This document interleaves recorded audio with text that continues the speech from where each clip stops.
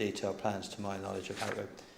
We've seen the BAM drawings, etc., and heard evidence about that. So if we pick up your text at the new road, please. Right. Sir, the new road will sit 3 metres higher than the canal bank, which is only 1.2 metres higher than me. In my opinion, its presence will have a negative visual impact and be completely out of keeping with this beautiful, tranquil area. The Council's open space strategy, core document 115, identifies the canal as a high-quality green corridor, and paragraph 3.27 describes the Royal Military Canal as a popular and attractive area designated as a local wildlife site, offering visitor amenities, heritage and wildlife value and good access. Paragraph 4.31 states that sites such as the Royal Military Canal are considered to be the best open spaces within a district, offering the greatest value and quality for the surrounding communities. End of quote. The Green Flag Award Scheme flag currently flies proudly between the seafront and the canal in Seabrook. The road stopping up will impact negatively on this green flag area. Okay, thank you very much, Ms. Farrell. Then you deal with the second topic of noise. If you could continue with that, please. Point 2, noise. The TRICS data submitted with the planning application identifies that the total flow on the realigned road will increase. I understand evidence on this will be given by other specialist witnesses. In my opinion, there will be a lot more noise and vibration. All that noise will be coming from just above head height of the people on the canal bank. The noise will occur along the whole length of the new road and will be heard on the canal bank and across the other side of the canal and beyond, totally desecrating the tranquility of this beautiful place. I believe the Council's Environmental Health Officer has stated that the noise from the road will not affect residents living in the new flats, but there is no data on its impact along the canal and beyond. So can I just jump in there? You missed out a sentence. Is that because you're striking it from the record, Yes, or just there will be extra vehicles, ... Is that? That's struck out, sir. That's struck out, okay. Thank you. Where did I get carry to? on. Sorry, the canal is a haven for anglers is the next. All right. There's no data on its impact along the canal and beyond. The canal is a haven for anglers. They will be tempted to find other places to fish, put off by the noise. Seabrook Primary School is on the north bank of the canal, and in my opinion, the noise from the road will carry across to the classrooms and playground. Contrast this to the calming quietness you experience today when you stand along the south bank of the canal. Compare that to the sound of the birds and animals, the insects buzzing and fluttering around you, and the grasses and wildflowers blowing in the wind. Thank you.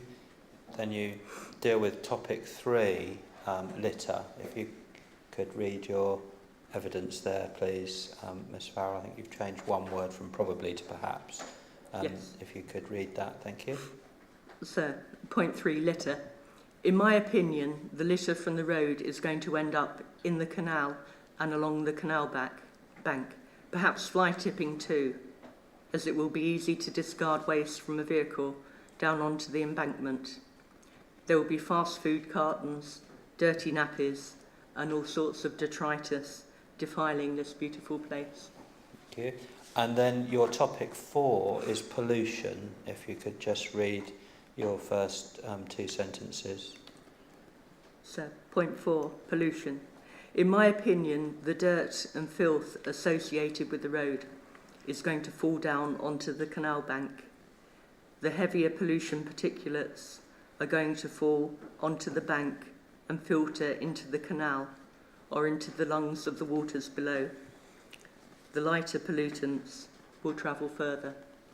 And just to underscore the point, you accept that passage in your evidence, you're simply referring to the additional vehicles that would be diverted along the proposed road. We draw a distinction, as you appreciate, do you not, between that traffic and the traffic that's coming from the commercial development in any event? Or is that a question too far? Could you explain that again, sir? I'll leave it, I think, just as a point in submission. Yes, so thank you. Thank you very much. Don't trouble yourself, Ms Farrell, please. So your next paragraph is a question about surface water runoff, and we delete that text, do we not? Yes, sir. Yes, thank you. And then if you can continue with where you begin with not all of, thank you. Sir, not all of the surface water will swim into drains along the road. Climate change is bringing heavier and longer periods of rain. I am concerned that surface water will swamp the road and end up cascading onto the canal bank and then into the canal, polluting the water and the wildlife within. Thank you. And then you deal with light pollution. And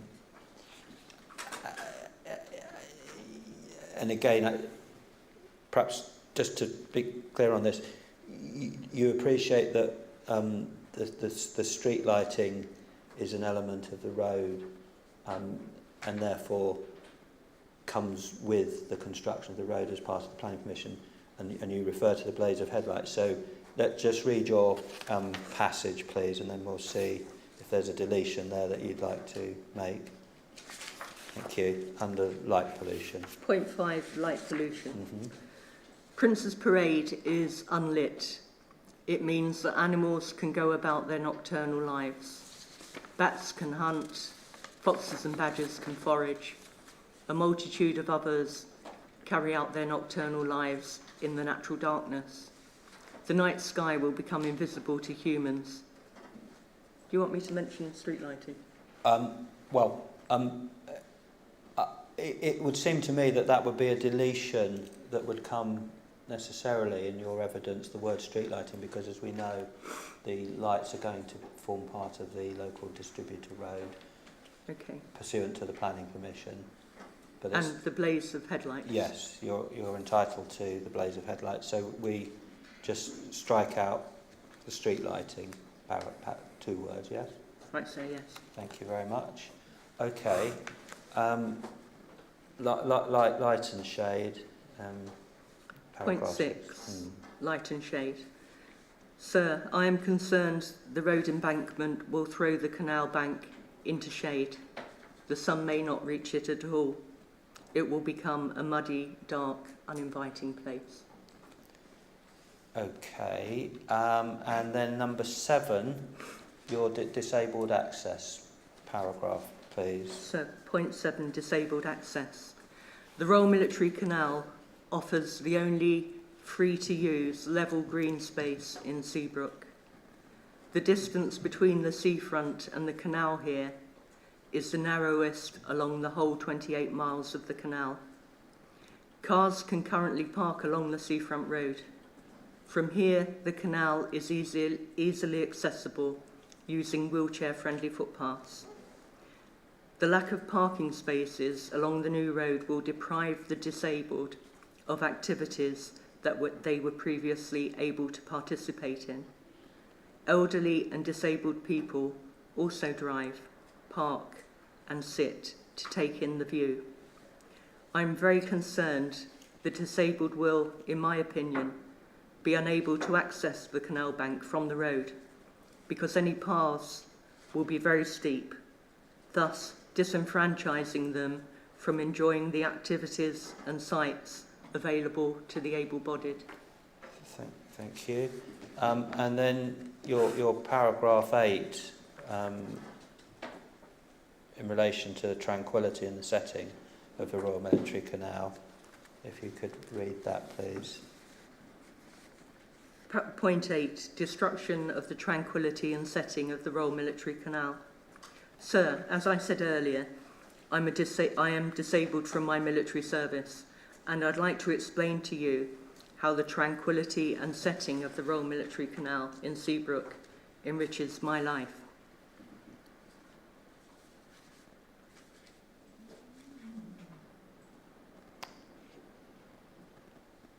Are you okay, Miss Farrell? Carry on, please. Take some time, take some water.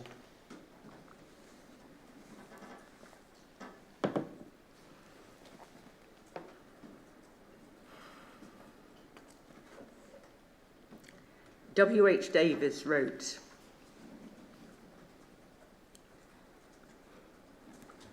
"What is this life if full of care? We have no time to stand and stare." That's truer today than ever.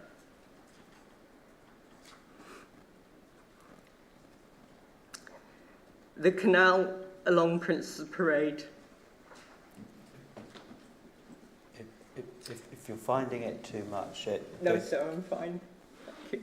If you'd like a moment, then please do take a moment. No, sir, I'd like to continue. Okay. The canal along Prince's Parade is an oasis of calm in a mad, bad world. For me to be able to walk along the canal in Seabrook any time of the year is to walk in paradise. The way the weather changes, the colours and shadows from minute to minute, and how the character and atmosphere alter as the sun moves round in the sky, never fails to touch my soul. It has always been, excuse me if I'm blowing my nose. Yeah. Oh. just take a moment, please, Thank you. to compose yourself. And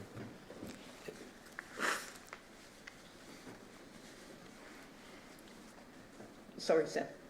No, please don't apologise. It has always been a popular place of free recreation, but during the lockdowns it became a mental health lifeline to thousands of people who craved green open space. It's a very sociable place with many dog walkers, runners, joggers, walking groups, anglers, cyclists, babies in prams, families, horse riders, and so on. Then there's the kayakers, canoeists, and paddleboarders who use the water. Its attraction is that it is traffic-free, it is safe, and it is peaceful. It is a green corridor of nature.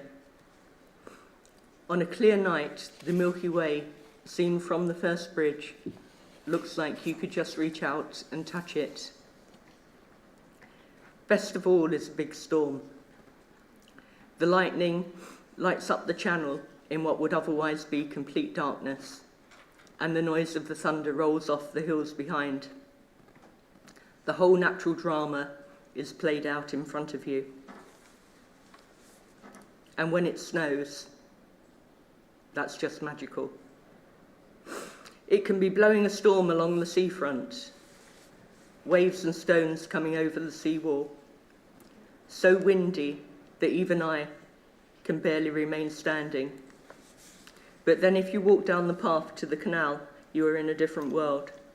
You're immediately out of the wind, sheltered by the green bank in a totally different weather system. The difference in sound is incredible. The brute force of the wind and rain roaring in your ears and deadening your senses along the seafront. But within 50 metres or so, the calmness of the canal. In the evening, just standing on the first or second bridge and watching the colours of the canal as the sun sets below the horizon is amazing. Then the bats come out, just missing your head, as they weave in the air to catch the insects. When it's completely dark, the bats are still around you, and you can hear the sounds of animals screeching from the canal bank. It's just unique. It's perfect. I'm a keen photographer, and I am a BBC weather watcher, and my photos of Prince's Parade are often shown on the local or national weather forecast. And it beggars belief that the BBC can see the beauty of the canal in Seabrook, but others choose to be blind to it. It's a place of tranquility, but it is never quiet. There's always movement in nature, and there's always sound. Whether it be the sound of the water or the wildflowers or reeds in the wind, or whether it's a kingfisher sounding like a referee's whistle or a carp rising from the water, a rare damsel or dragonfly, a swan hissing at a passing duck, bumble and honeybees buzzing, or the busy chirping of all sorts of chirping of all sorts of birds during the nesting season. I like nothing better than just to rest my arms on the railings of the first bridge and just be. Just to do nothing, just to watch and to listen, to use my senses to be with and in nature. Every day I see amazing birds. A kestrel is a regular along the fringes of Prince's Parade, looking for prey in the undergrowth. A family of swans nest on an island made from plant material. Kingfishers fly like an arrow parallel to the canal bank. Cormorants swim and dive and also sit in an alder tree on the south canal bank. Herons stand motionless.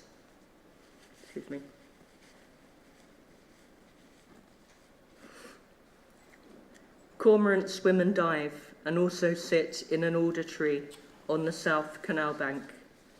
Herons stand motionless at the water's edge, and various little birds, including the Chetty's warbler, nest in the reeds or the undergrowth. Swifts and swallows spend the summer chasing insects, and it is always a sadness when they leave. The summer ends. For the past 4 years, I have produced a calendar of photographs along this stretch of Prince's Parade, and I have sold them all.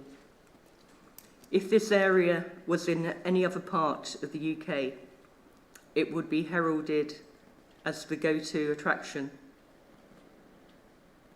There's some amended text, I think, coming up. Sorry, I interrupted you.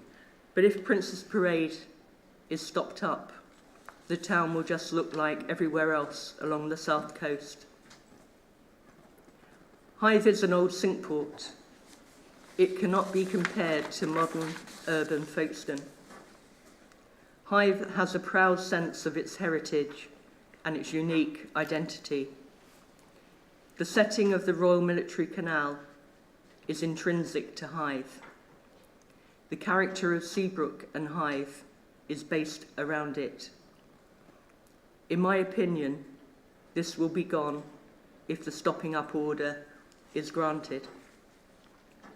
Sir, I hope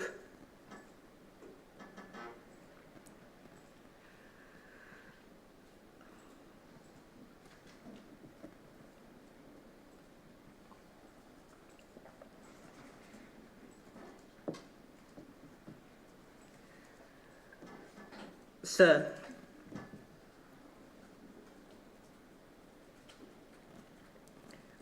I hope I have done the local community justice in my statement to you. W.H. Davies' poem ends, "A poor life this, if, full of care, we have no time to stand and stare." On the basis of my evidence, together with that given by other Save Princess Parade witnesses, I urge the Secretary of State to conclude that he should decline to confirm the order, because the harm that would be caused by making it outweighs the benefits. Thank you. Thank you very much. Thank you very much, Ms Farrell. Could I show the Inspector Appendix? I think if the... You can, yeah, this is what it is fitted, so you can show me the photograph, yes. Of course. Thank you. It's this one that I've seen, isn't it? Yeah.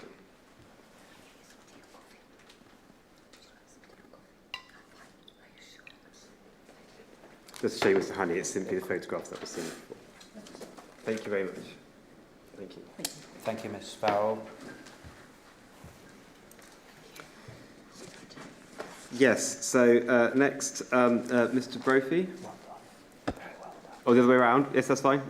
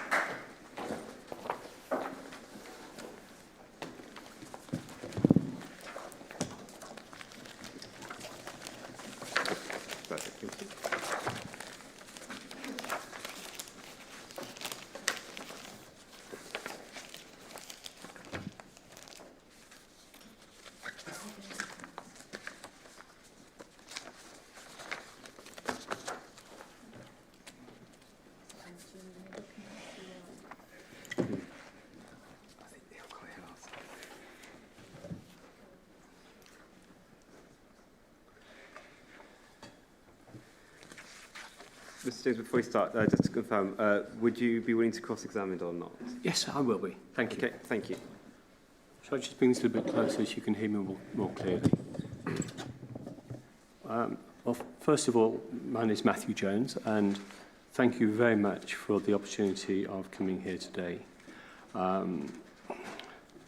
It's the first time I've ever done anything like this, so please bear with me. It will take my time. I presented the written witness statement to yourself. I presume you have a copy Yes, to I have hand? it here. Yep. Excellent. One of the reasons I wanted to actually come first was because I do need to get away about 11:30. It's my son's actual introduction into law, as he is a solicitor and going to his admission ceremony this afternoon.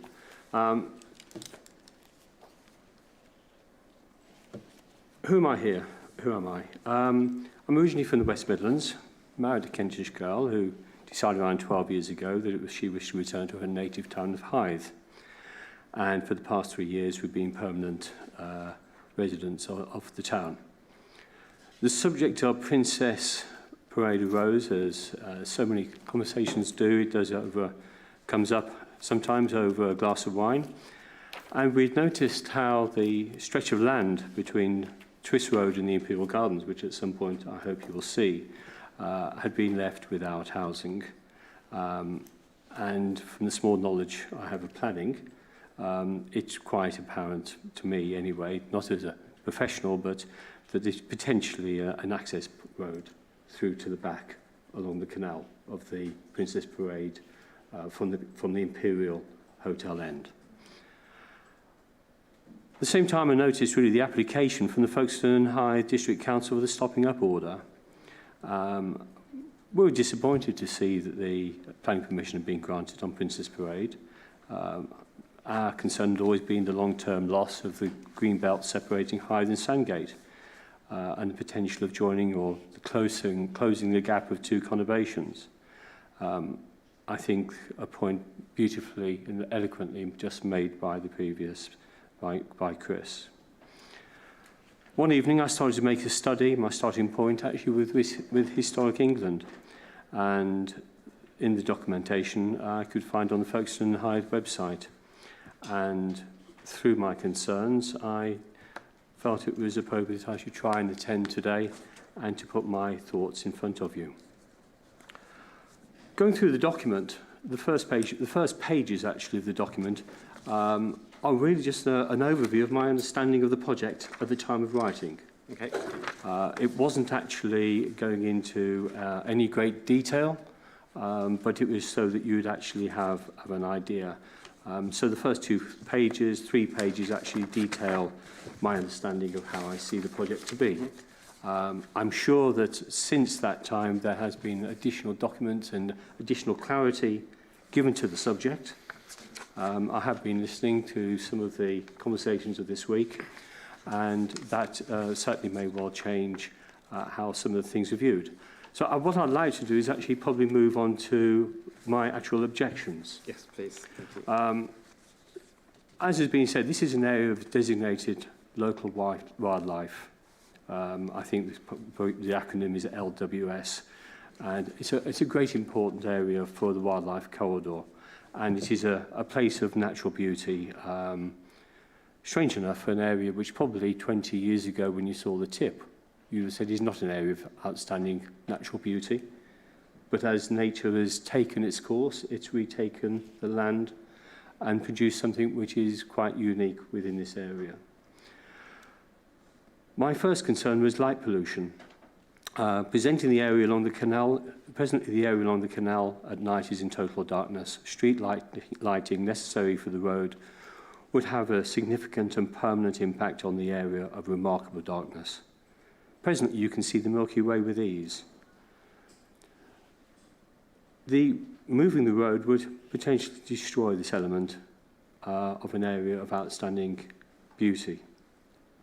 I'd like to add at this point that during the last few days I've heard actually very little about any positive solutions to this subject. There's been no talk about low-level lighting. There's been no discussion about lighting to adjust to the ambient lighting levels of the area at the time of the day. In terms of the buildings adjacent to the Royal Military Canal and the area, I've seen no discussion about having blinds on the building so that at night time darkness can descend. It reminds me a little bit of my brother-in-law who's got a house in Funchal, and he put in a lovely picture window to overlook the sea. And at night, the local authority contacted him and said, at night time, please put up a darkness blind so that you stop creating light pollution to the area. I would have hoped through this process that we're going through today, we can start to broaden the subject a little bit further, to also find some of the solutions that may help to mitigate whatever happens for the future. Noise pollution. Presently, the area of the canal is silent and not disturbed. Moving the road would have a significant impact on the retaining an area of remarkable peace and tranquility. Concern is also raised by the impact of high buildings adjacent and close to the road, acting as sound reflectors. This is, again, something which I haven't really heard throughout the last few days. The calculation of sound, in my view, perhaps needs to be explored a little bit further.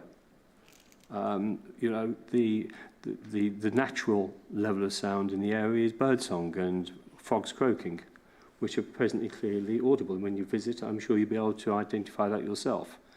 By the stopping up order, moving the volume of traffic away from the seafront to this area, I would have thought it would be possible to actually establish what that impact would be from a scientific background, not just an emotional background.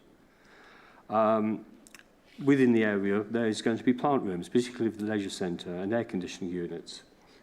These systems are never silent, but with good planning, good thinking, good structural approach, they can be mitigated. And again, that's something which I would ask the designers to consider. The road itself will not provide a natural screening or an acoustic barrier. But perhaps the designers could go back and relook at this and think about this subject. We see today in modern architecture what I call green wall or living wall facades. Perhaps this could be considered. A wall that is actually green, alive, nesting birds and bees. The structure of the building to be sound absorbing. Another subject I haven't heard at all but like to propose or put forward for consideration would be that the road surface itself. I'm not a specialist in the subject, but I understand that actually roads at different surfaces can emit different levels of sound. Is this something else which actually should be considered? Whether there's a stopping up order or not, it's about looking to see how we can mitigate the potential damage of the area. Another little story, if I may. We visited Baden-Baden. I don't know if you've been to Baden-Baden in Germany. It's a beautiful area. And again, an area which is well recognised for its being a spa town for its beach and tranquility. Whilst I was there, a gentleman knocked on my window and very abruptly in good German told me to switch off my engine because I was disturbing the peace. So perhaps this is, you know, it's a reflection of the situation which can occur. But perhaps there needs to be an approach of signage. Please treat this area with care. Please turn off your engine. In terms of emissions, I'll just read on. Because of the suggested location of the road and the Royal Military Canal, it's a scheduled monument, and high buildings and potential walls, calculations of emissions. I haven't seen anything in terms of that calculation. It's a scientific approach. I would have thought it would be possible to actually take readings of the pollutants in the air at that position and to model that against the ramifications of an increased traffic on that road. Again, it's about interrogating the data. It's about trying to find the best way forward. Logic tells me that emissions have to go somewhere. A couple of years ago, I was going to speak a ticket on the M1, and I was rather bemused by this ticket. And it turned out it was one of the new smart motorways. And I got it because the road speed to the motorway had been adjusted according to noise and emissions. So if we have smart motorways, perhaps this also needs to be a bit of a smart road. I've heard discussions, I mean, the present road is classified for 40 miles an hour, and I understand the new road will be classified for 30 miles an hour. Have we actually considered 20 miles an hour? You know, a lot of residential areas, you drive into London nowadays, it's almost a nightmare as a driver. But for the people who live there, it enhances their environment. So perhaps that's something else which, going back to the drawing boards, whether it is the stopping order is granted or not, these are all points which I believe should be considered. Moving on, my next session actually discusses increased traffic, and I don't actually propose to go through that today because I think you've had lots of discussion on that subject, and I don't think I have anything to add to the subject. Okay, thank you. The same way that my section 5, which talks about road stability, underwriting and maintenance, it's not my area of expertise. I have concerns about it because I have concerns about the potential financial liability the council is taking on, but that's for the council's choice, not my choice. Okay. But it's just to highlight that limiting liability. The section I really wanted to move to, was actually what I call facts and figures. And I raised concern with the accuracy of the information gathered and presented to me. I'm not necessarily saying to the project, but to me, from what I can find in the public domain. And I simply actually, and I apologise if I can't find this, I can't even find the reference to where I found this particular document, but there is a document from Harrington, who I believe are employed by the council, looking at the subjects of flood risk. Is that correct? Well, it's not really for me. Okay. To answer Well, let me questions. carry on. But the point I'm making, I'm sure it'll be documents. picked up by my other gentleman over here, is that actually shows an initial level of risk for Princess Parade as low. And yet when I go on the internet, onto the website, And there's a web-based service to tell you, as a resident, you can go put your home address in. Fortunately, I live at the top of the hill, so I haven't had to worry about it too much. But it does tell your flood risk. And the government's website says the flood risk is high. Now, I'm not saying at all that Harringtons are wrong in their approach. They may have a completely valid process of coming to that decision. But what I would say is that in the last few months, we've seen the dreadful consequence of high rainwater in Germany, in Belgium, with towns completely decimated. And I think we're very English. We accept, it's God's will, we'll be okay. But in actual fact, we have a climate change meeting in the north next week to discuss this exact subject. And I would just ask you to actually, just for yourself, to just check this position, check the accuracy, because, again, what would be the ramification if the actual level of risk is higher than perhaps is being considered? And when was this information gathered, and how current is it? Historic relevance. I mean, that's actually probably where I started. And I have actually printed off the various documents from Historic England, and particularly in relation to Princess Parade. And as my little gentleman opposite me will acknowledge, there are copious amounts of documents on this subject. The last document I found actually related to the Badger set. And I could not find a document which related to the stopping up order. Now, it just struck me that if you're going to ask Historic England about the repositioning of badgers, surely, logic to me, is that you'd ask them about the redesignation of a stopping up order and the potential movement of traffic from a seafront to adjacent to a historic structure. And from my knowledge, Historic England is a statutory body.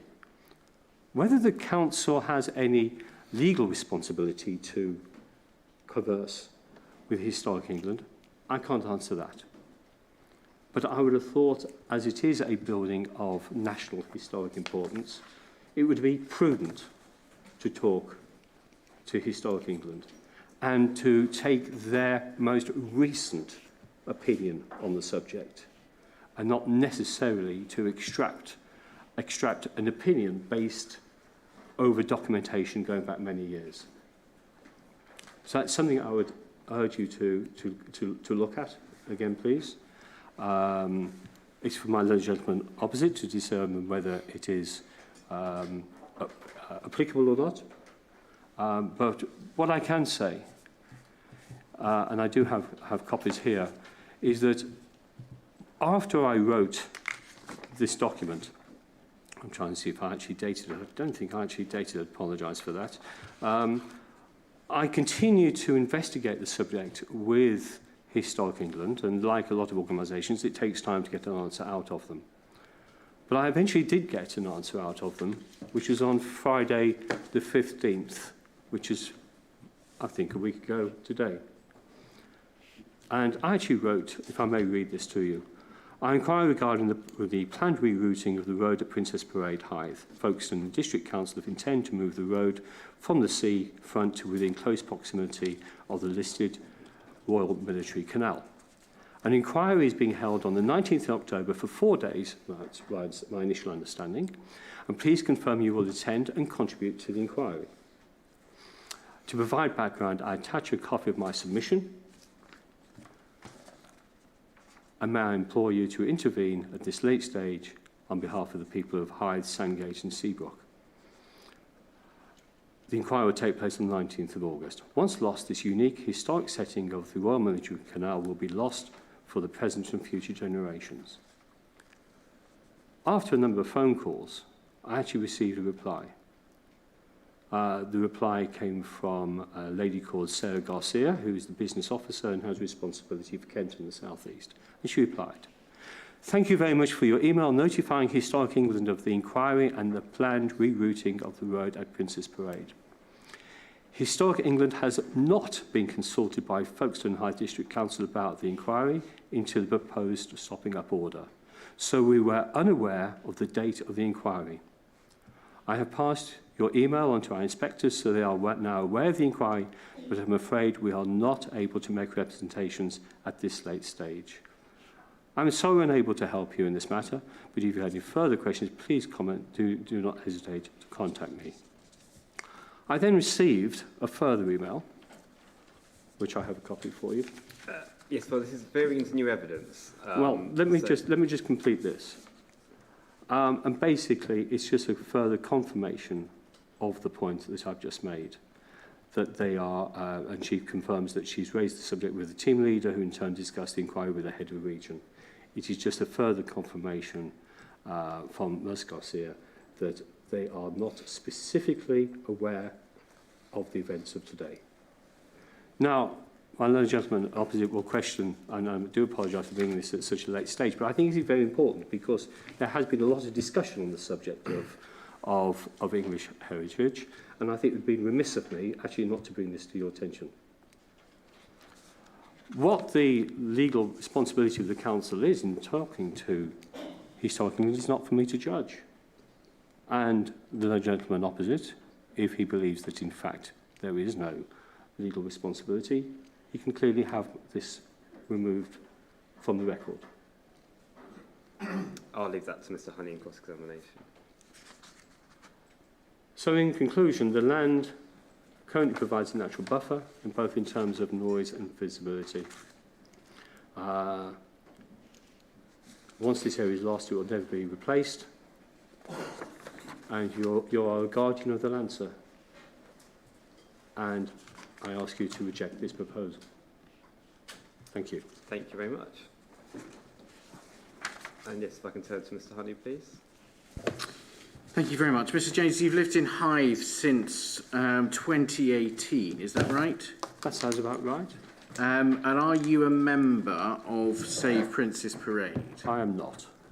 Have you ever attended any of the Save Princess Parade meetings? No, I have not.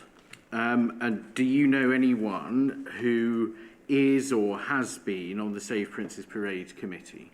I know of quite a number of people who are associated with Princess Parade, but nobody is specific.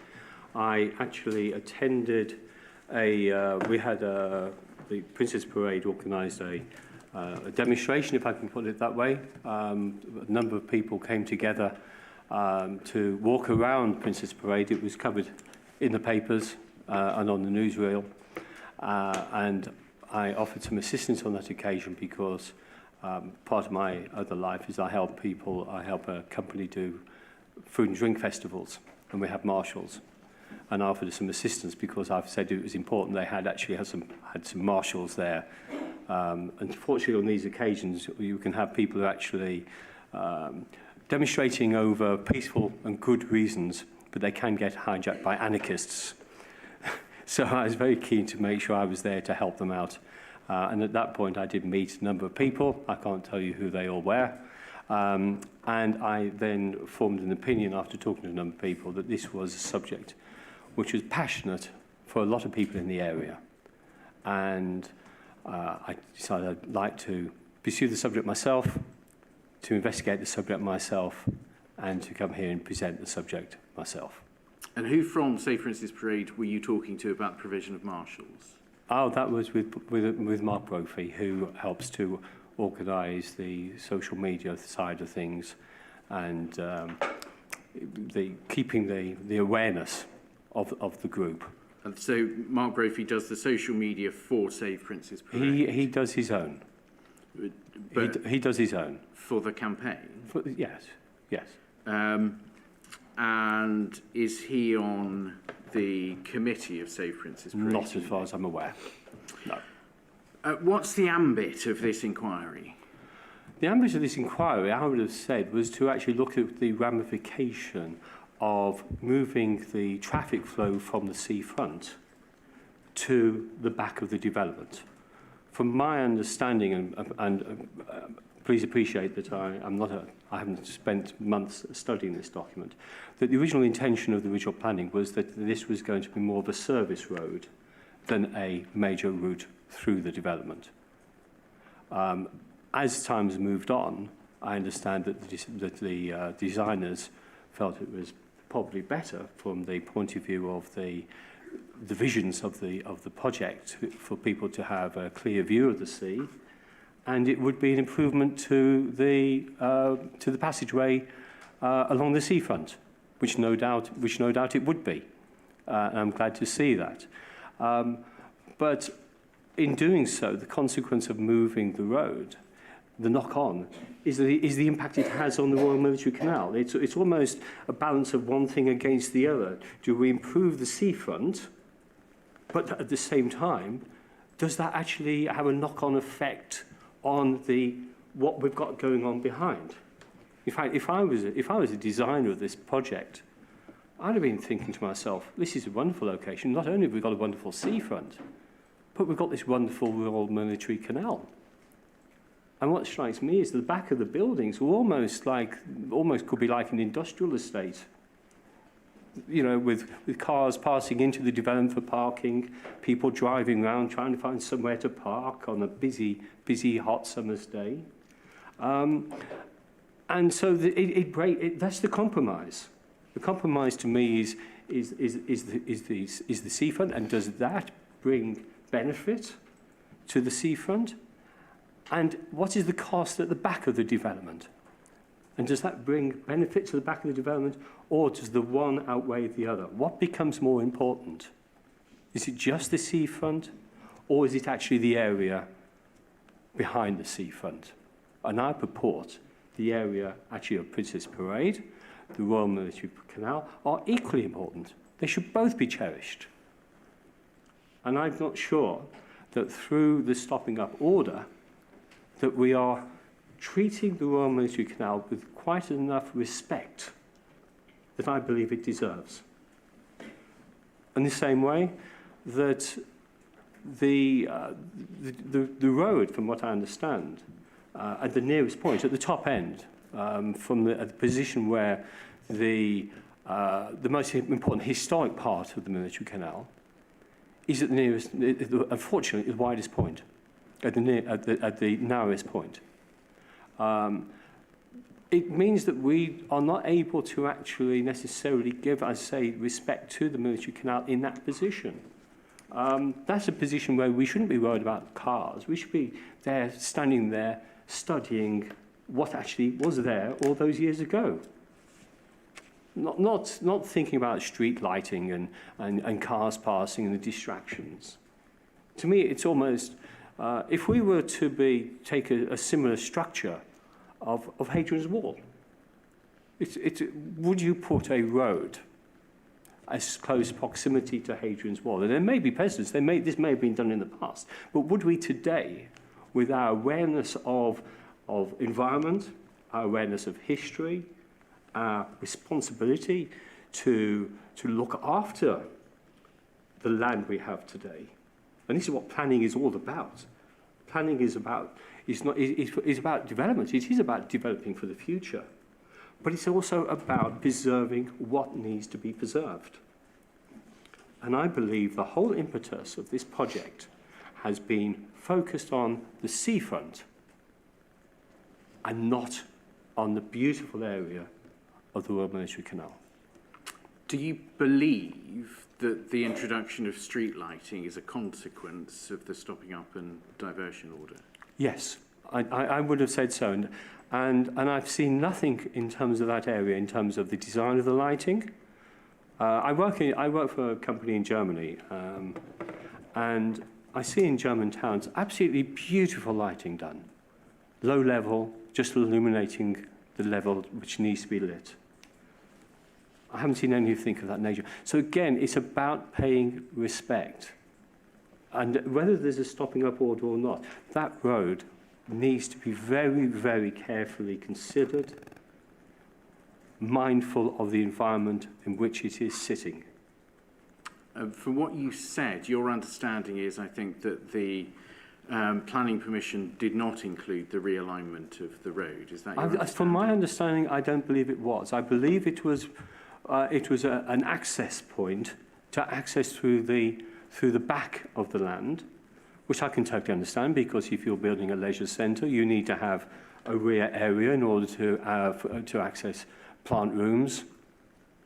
You need access potentially I'm not sure if there's a hotel in that area, but I noticed there is in the plan there's a coach parking position, which I find extraordinary.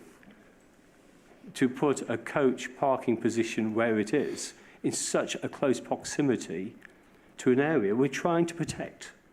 So just to be clear, your understanding is that the planning permission did not include the realignment of Prince's Parade? As far as I'm aware, it did not include the realignment, and that's why we're here today, because we're applying for a stopping up order, which would be the transfer of the flow of traffic from the present position to a new position. And that's why I don't believe it was actually in the original planning, because otherwise we would have no necessity to be here today. And the Historic England emails, Yes, they're helpful, thank you. Can I have copies of them, please? with pleasure. I've got them for you. Okay, I know you've got to leave. If you could hand them over before you go, that would be great. And we will add those as official inquiry documents. Well, so I wasn't going to suggest that. I'd like to have a copy of them. Okay. I mean, if you would like them, then I'm certainly not going to object to that. But just to be clear that I was asking for copies of them for us, rather than suggesting they go in. But if you would like them in, then that's absolutely fine. I bought you 3 copies. I think I'd be more comfortable with that being a formal submission rather than being left like that. So yes, I'd like the inquiry documents, please. Okay, thank you very much. I've got 3 copies for you. Thank you. Thank you. Mr. Jones, there's nothing else that you have said which is relevant, which I've not covered in cross-examination with others or will cover. I appreciate that. So I'm not going to repeat any other questioning of you, so thank you very much. Well, thank you. Thank you very much. Yes, if you could just hand maybe a copy. If you've got 3 copies, I've got 3 copies. Copy Can to I pass me, that to Caroline? Or what to yourselves? and then a copy to Mr. Moyes and a copy to Mr. Honey. Yes, I'll email you a copy. Thank you very much. Thank you.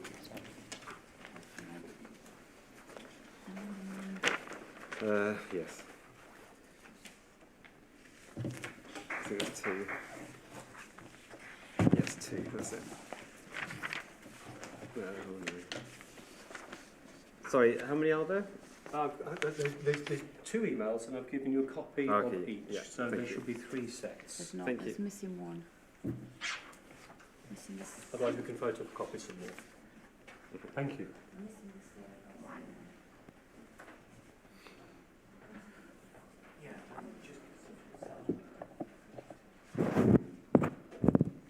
Okay, thank you. Mr. Brophy, please.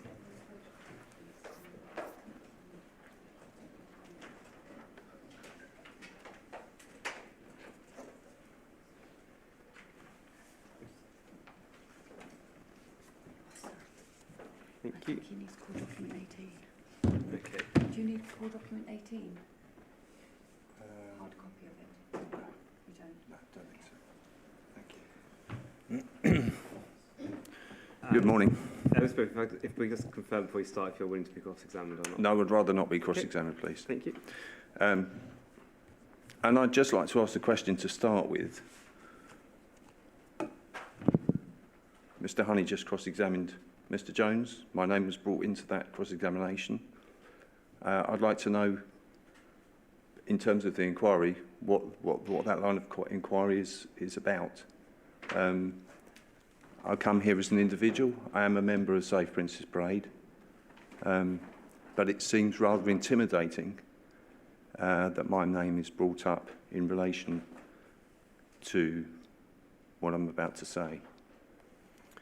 So from a structural point of view, I'm unaware of what relevance that has. Can you I believe enlighten Mr. Honey was simply asking who Mr. Jones knew in the Safe Prince's Parade, and that's the context in which your name came up. So it just came up naturally during during that It conversation? did come up naturally. It came up surely as he's driving at a particular point by asking that question.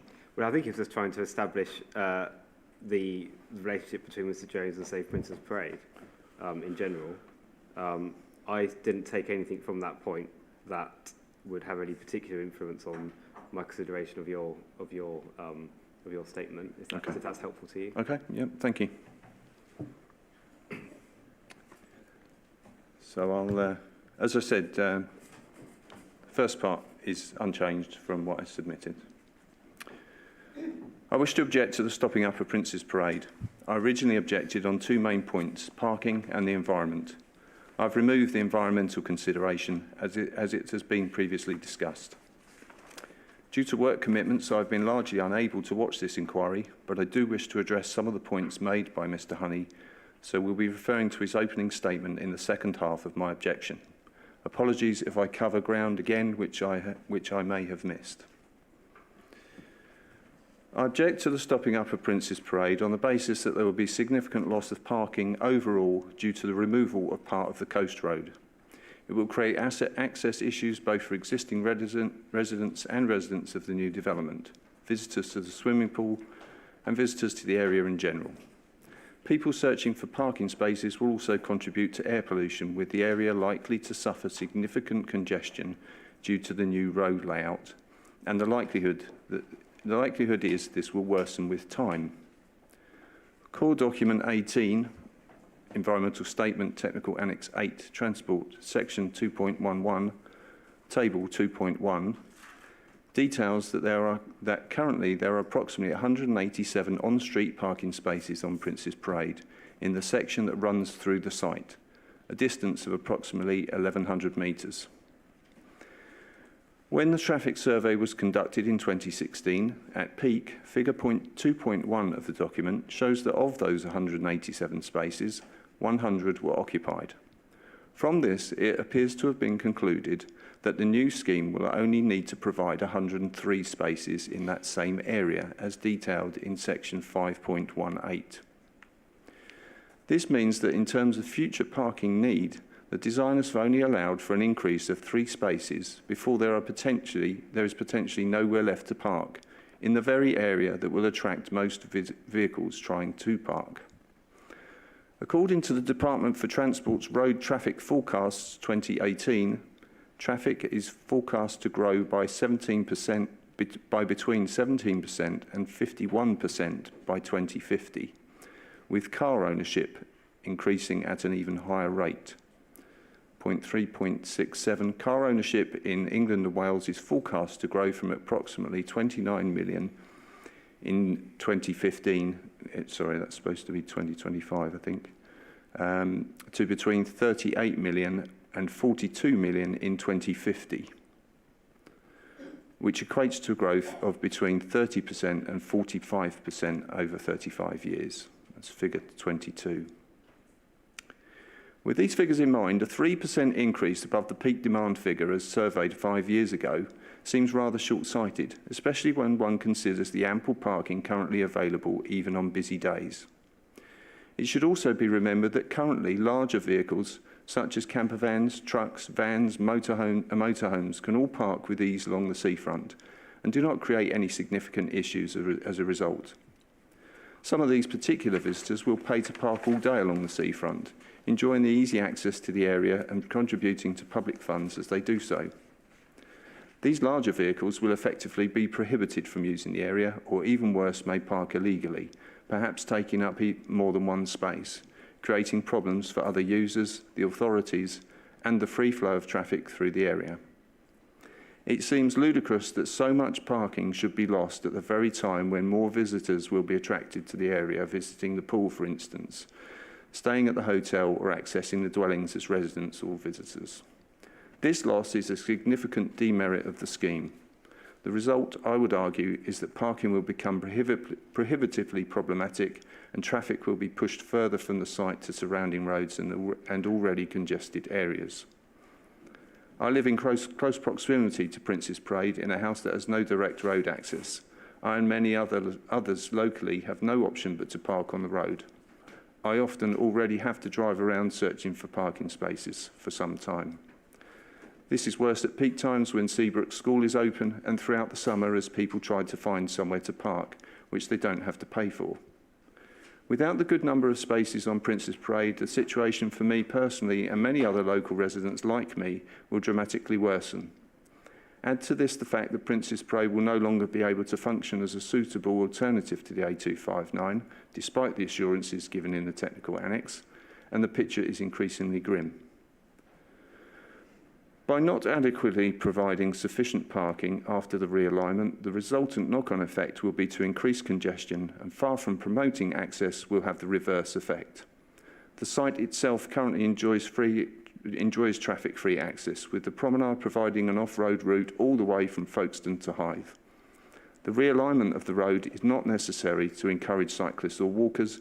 It is perfectly suitable as it is. A simple zebra crossing from the seafront across to the Canal area and the Seabrook Lodge and Seaview Bridge areas could be included if necessary, although, as I have stated, there are few issues currently.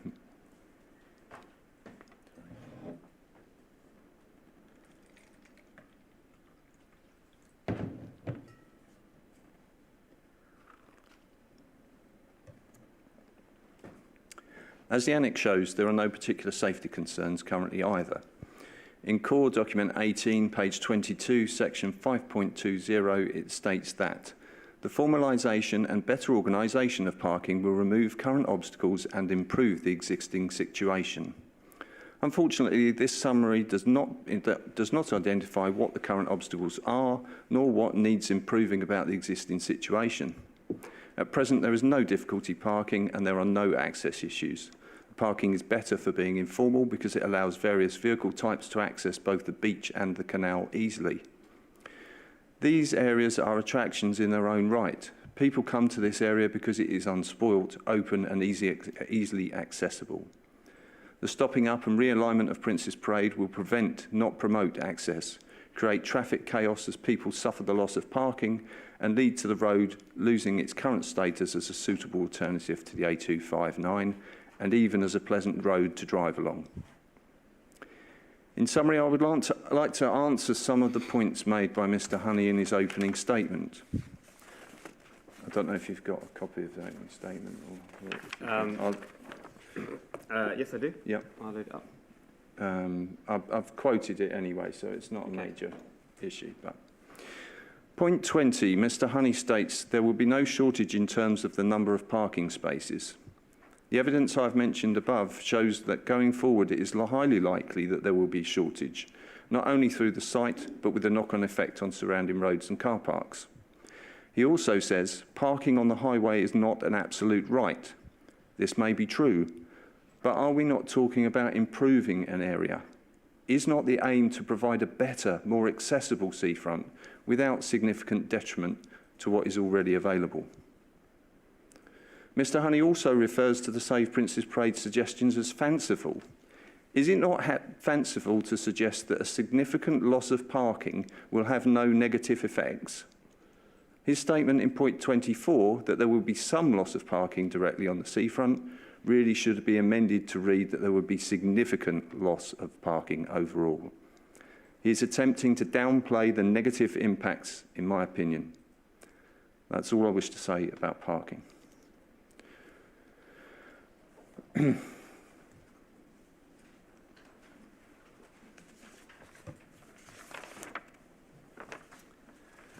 As I said, my intention was to speak next about the effect on the environment of Prince's Parade, but as others have already spoken on this issue, I would instead like to question some more of Mr. Honey's opening statements, since he has raised some important issues that should be explored further. Throughout his opening statement, Mr. Honey attempts to discredit not only the issues raised by the Save Prince's Parade campaign, but also those of the general public, specifically throughout points 27, 29, 30 and 31. I do not wish to recap those points now, but I would like to ask you as Inspector to consider, if I may, the wider context of this public inquiry. Mr. Honey appears to me as consistently attempted to direct you in what should or should not be admissible. I'm sure you have your own mind, and do not need constant reminders from anyone regarding this. I would simply like to ask you to consider why we have come to this point and help you gain a fuller appreciation of the objections. Contrary to Mr Honey's assertions, I believe you will find the vast majority of objections are concerned primarily with the road and perhaps some of the grey areas that you mentioned at the pre-inquiry meeting. As I remember, you also said that if in doubt, you would rather hear people's concerns than act as self-censors, too scared to write what they believe. This again is a point Mr Honey completely disregards and in fact has become intimidating to public speakers. The Council wants to narrow the argument when it suits and broaden it as they see fit, but not allow the public the same latitudes. When I moved to this area a few years ago, I quickly became aware of the passion that residents have for their local environment, be it the canal, the streets, the beach, or indeed Prince's Parade as a highway. Many councils would be grateful to have such an engaged local populace, and they would seek to work with them and make use of their enthusiasm. Sadly, what we still suffer with in this case, in the case of Folkestone and Hythe, is a small number of councillors and officers who are unwilling to work with the local community. They insist on handing down poor decisions despite masses of objections. I bring this up in response to Mr Honey's point 29, which states, it is clear from many of the objections that people are strongly opposed to the development. But that battle has been lost. The Secretary of State declined to call in the application, the Council granted planning permission, the judicial review failed, and the 2020 local plan now allocates the site for development. Completely accept all that. Totally. That all seems straightforward until you understand that in late 2019, after local elections and in the same year that planning permission was granted, full council voted in favour of shelving the plans for Prince's Parade. It seemed at last the concerns of the well-informed and passionate population had been properly represented in a planning decision. But it was not to be, with Cabinet quickly dismissing the vote as non-binding. In my view, this was morally unjust and led to the judicial review, which has consistently been held up by the council as some sort of delaying tactic, as if it's not to do with what people think and what they care about the area. It's just a delaying tactic, which is completely wrong. People are concerned about this area. I do not wish to waste time dwelling on this subject, and it is clearly out of scope to discuss it further, but I feel it is essential to note that Mr Honey's opening statement has again been found to be inaccurate, with important information omitted. He and the council advisors are in paid positions, employed to read texts full of jargon, and they have the luxury of spending days making their arguments. The public, on the other hand, must fit in work and other activities. They have to negotiate hard-to-access websites, difficult to find documents and other significant structural barriers to make themselves heard, notwithstanding the inherent fear of speaking up. In point 30, Mr Honey states that some people appeared not to understand what is proposed, suggesting they are ill-informed. My response to that is that it is more the fault of the council with their fluid, unclear plans spread across multiple documents in various parts of the website, rather than any lack on the part of the public. Despite these difficulties, you will find many examples of legitimate and thoughtful concerns in the objections. I'm not sure you will find that level of detail in supporters' comments, although you will find plenty of evidence smearing people who are objecting. This is the first public inquiry I have attended. I'm surprised that it's been set up as Folkestone and Hythe District Council versus Save Prince's Parade. It would be far more accurate to show it as Folkestone and Hythe Council versus the people of the district. The Save Prince's Parade CAM is true people's campaign with thousands of residents making it what it is. It's not just a minority group of troublemakers. Today you have heard from Chris Farrell. While I didn't know what she had written, I can tell you without a shadow of a doubt that she expresses what so many people feel. That stopping up Prince's Parade will have a very negative impact. You have heard from Anita Jones, ward councillor, who raised numerous valid arguments. Today you will hear from parish, district and county councillors who will speak for people that matter, the people that matter most, those who live nearby and those most likely to use the area in the future. None of them will speak in support of stopping up the road. Prince's Parade as a whole, including the road, is a unique place and the people who use it want to retain it as it is because it is special to them. This isn't just a sentimental response to change. It is a rejection of that which will cause harm to the area, despite the amelioration propounded by the council as it acts as a developer. I do hope that you will get to speak to local people on your next visit, because so far the people deciding the fate of our road have done everything in their power to dismiss the public voice. It's time the people were heard. I, for one, will welcome the chance for an effective discussion on the alternatives to stopping up and realignment, something which has been deliberately avoided prior to this inquiry. I'd just like to impress upon you how local people such as myself view this land. It's not just another road. It is a vital artery and creates a specific character. I agree with the Design South East statement that wide promenades can feel desolate, particularly in winter. I believe Prince's Parade should be retained in its current form and location. Thank you. Thank you very much. Thank you, Mr. Ruffley. Okay, I think that was everybody for this morning as an individual, and it's now 7:05, so it feels like a time to take our mid-morning break before we come back with your last witness. Thank you very much, Moyes. sir. Okay, thank you. Well, time's 11:05, so shall we resume at past? Is that okay? Fine, sir. Thank you. Okay, thank you. So the inquiry is adjourned and we'll resume at 11:25. Thank you.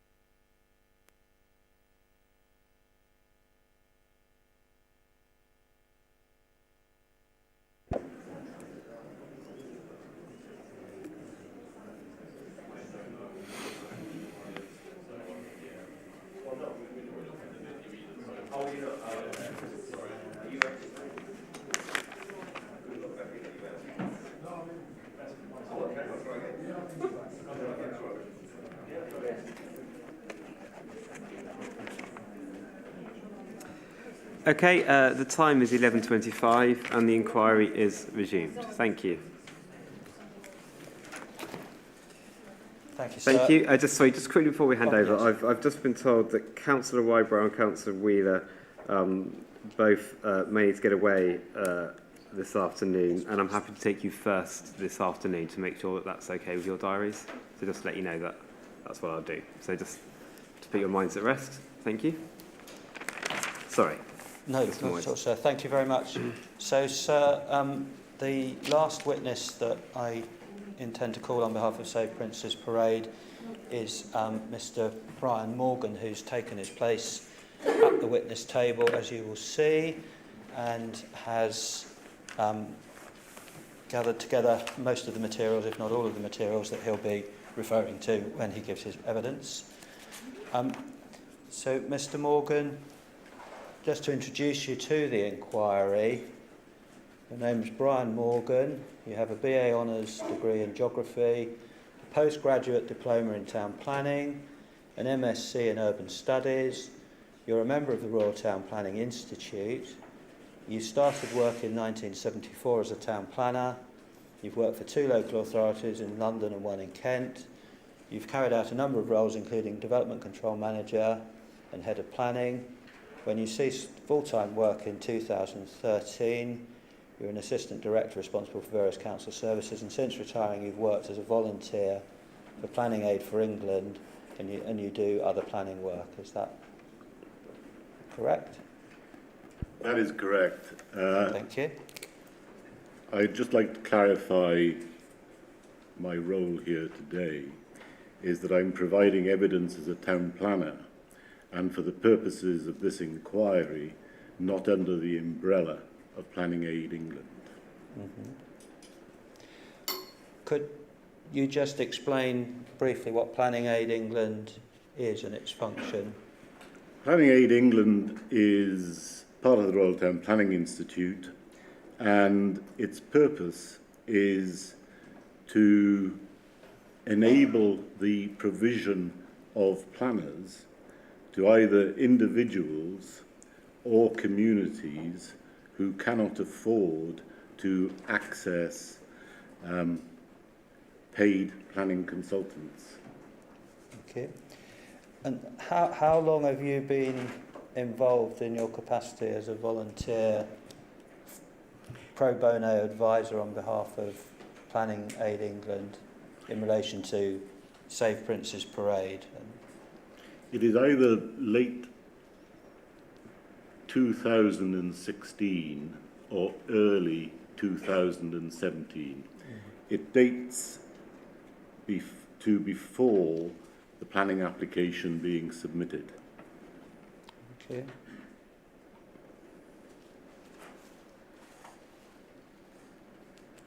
Now, if you could read out, first of all, the scope of your...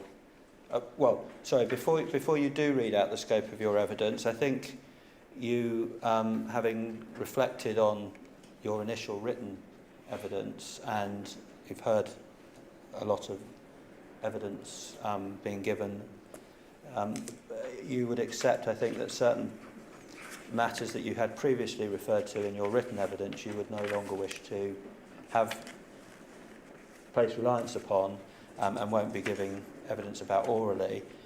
Is that right? That is correct. And should we just do that excising of the matters that are outside of the scope of the inquiry first of all, and then... I think that would be helpful in terms of the flow of evidence.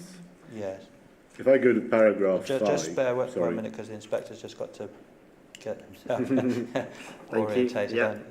So, yes, so if you go to paragraph 5 of your written evidence, thank you. What would you like to... Where you have the dash, and then I am deleting the words after I am pointing for the whole of the rest of that sentence. Thank you.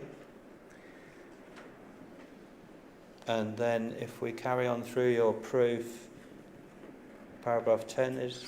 I am deleting all of paragraph 10. Paragraph 10, we put a red line or an appropriate line through it. Thank you. And then skipping over the page to paragraph 15, is it? I am deleting all of number 15, Thank you. but I have amended the wording of paragraph 14 at Yes. the very end Okay. so that it reads, the new right can only be created by the construction of a new road and the creation of the new right over the realigned road, and the new right over the realigned road has a number of significant disadvantages. Okay, thank you. Well, we'll pick that up when you give the main body of your evidence.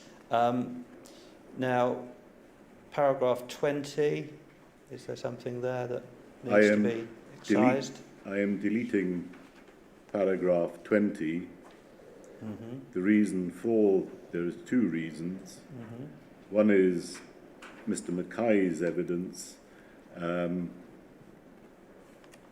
appendix to his evidence shows the structure.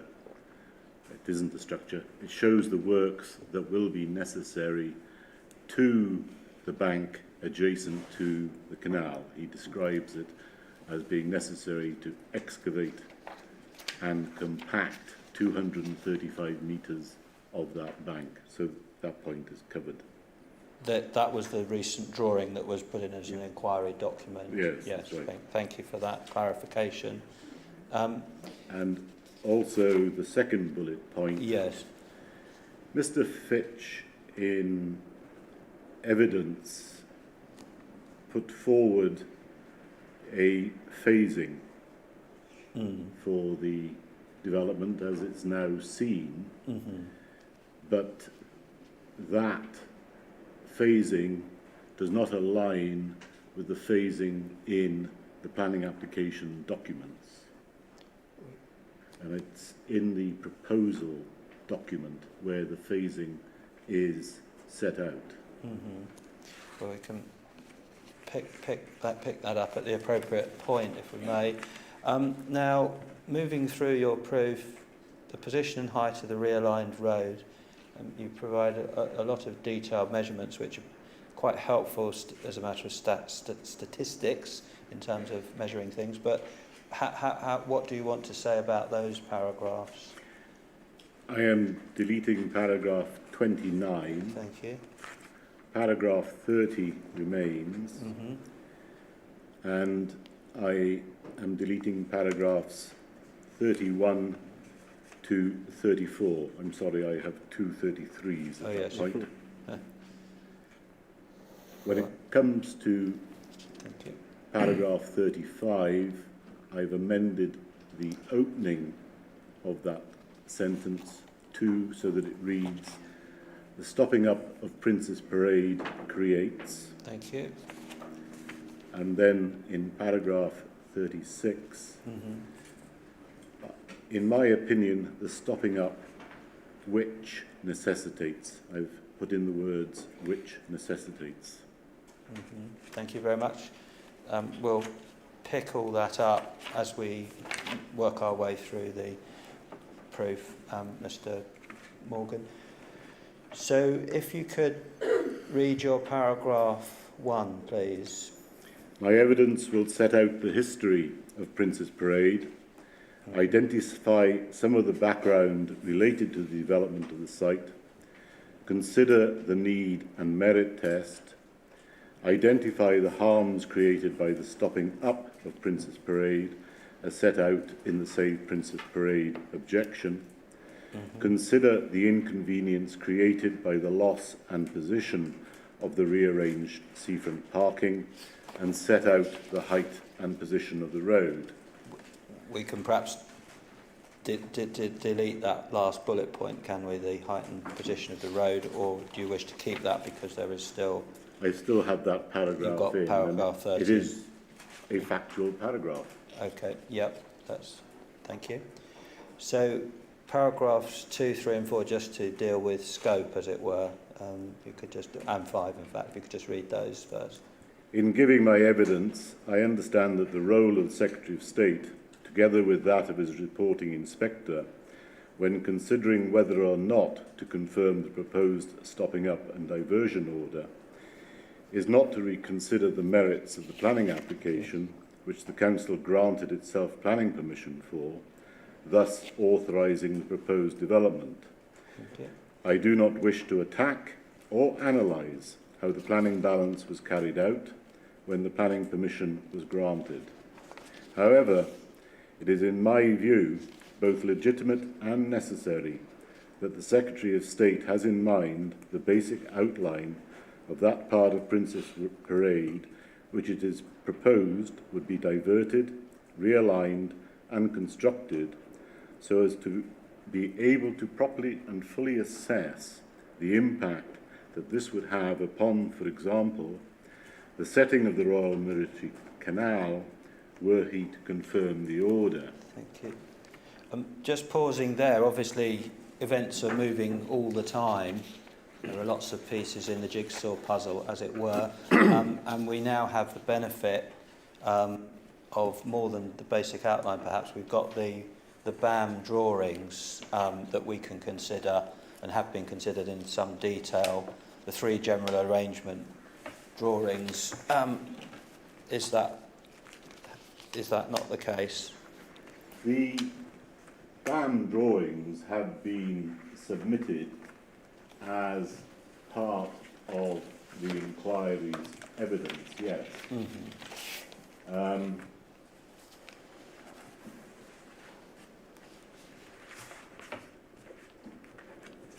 Do you wish me to look at the drawings? Not at this juncture. Right. And then your paragraph 5 before we get into the introduction. As the Secretary of State is required to consider the consequences which would flow from his decision on the Section 247 application, and it is open for him to decline to confirm the order if that is how he strikes the public interest balance. Right. And the rest of that you no longer rely upon. No. Okay, so we can go to your introduction, please, Mr. Morgan. I think we can take this quite crisply because we've heard quite a lot of evidence on the existing Princess Parade. But if you could just deal with reading your first paragraph 6, 7 and 8, please. Princess Parade was opened by the Prince of Wales in 1881 and provided a straight link between Sandgate and Hythe. Initially, the route was a tramway which ran from Hythe through to Sandgate and subsequently to Folkestone Town Centre. A horse-drawn tram operated from 1881 to 1922, apart from during the First World War. The surviving seafront tram shelter at Sea Road Bridge is an iconic and much-loved local landmark. When the tramway closed, the route became a road connection between Sandgate and Hythe. It still serves that purpose and provides a scenic coastal route between Sandgate and Hythe and enables people to gain easy access to the beach and canal. The alignment of Princess Parade is of historic interest in its own right, and its realignment will destroy its historic integrity. Just pausing there. Now, you heard the evidence of Mr. Mackay, the council's heritage witness. I believe you were present when that evidence was given. I was not, no. You were not. Have you watched it on the... I have seen it, yes. Thank you. And you heard what Mr. Mackay's evidence was in relation to, which of course was challenged, in relation to, or which was challenged, in relation to the realignment and the strong linear character with the new promenade. What's your view, in your professional opinion? You use the word destroy its historic integrity. It's quite strong words, obviously. Can you explain, amplify your view to the inspector, please? Princess Parade, as a tramway or as a road now, forms a single route, if I describe it like that, between Sandgate and Hythe, and as such, it has that integrity in its own right. if you divert the part of Prince's Parade, which is the subject of this planning application, you take that part of the road away from the sea, and okay, it runs adjacent to the canal, but you destroy its integrity as a seafront drive. And that is the pleasure that a lot of people get out of it.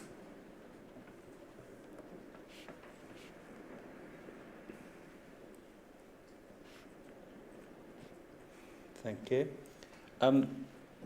Then your paragraph,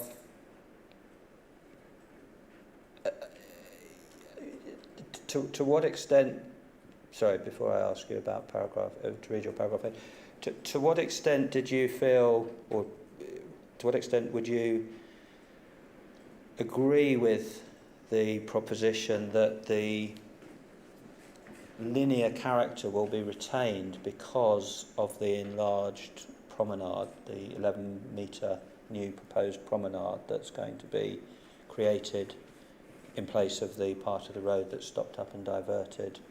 In terms of, I think Mr Mackay's phrase was there will certainly be a change of character. This was the mongrel point that we had, if you recall, from watching what you saw on the YouTube. Can you offer a view in relation to that point, Inspector? The character of Prince's Parade now is of the promenade, the low wall, and then the road. And by diverting part of it and opening up or creating a wider road, you do actually change the character of that section. I can understand the comment that it is still open, but the physical character will be different to that which is there now. And in terms of that character analysis, how does if you look at Mr Fitch's appendix, the parking provision before and after Appendix A and B, you have those documents to hand, please. I have. Thank you. Bear with me, because you're ahead of me. Please give me a moment, please. Sorry, sir. So, if we look at the...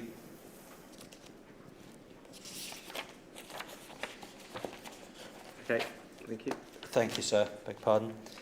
We've got, helpfully, viewpoint 1 and viewpoint 2 on Appendix B. Have you got that to hand? Just orientate yourself in the drawing. So we've got the Twist Fort car park by the Hotel Imperial, where as one comes around the bend to begin the journey along Prince's Parade, if one is coming from that direction, we travel along past the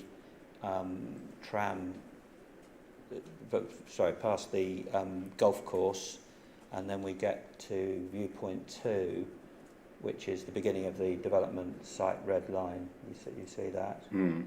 And then if you go on to the bottom page, we've got the continuation.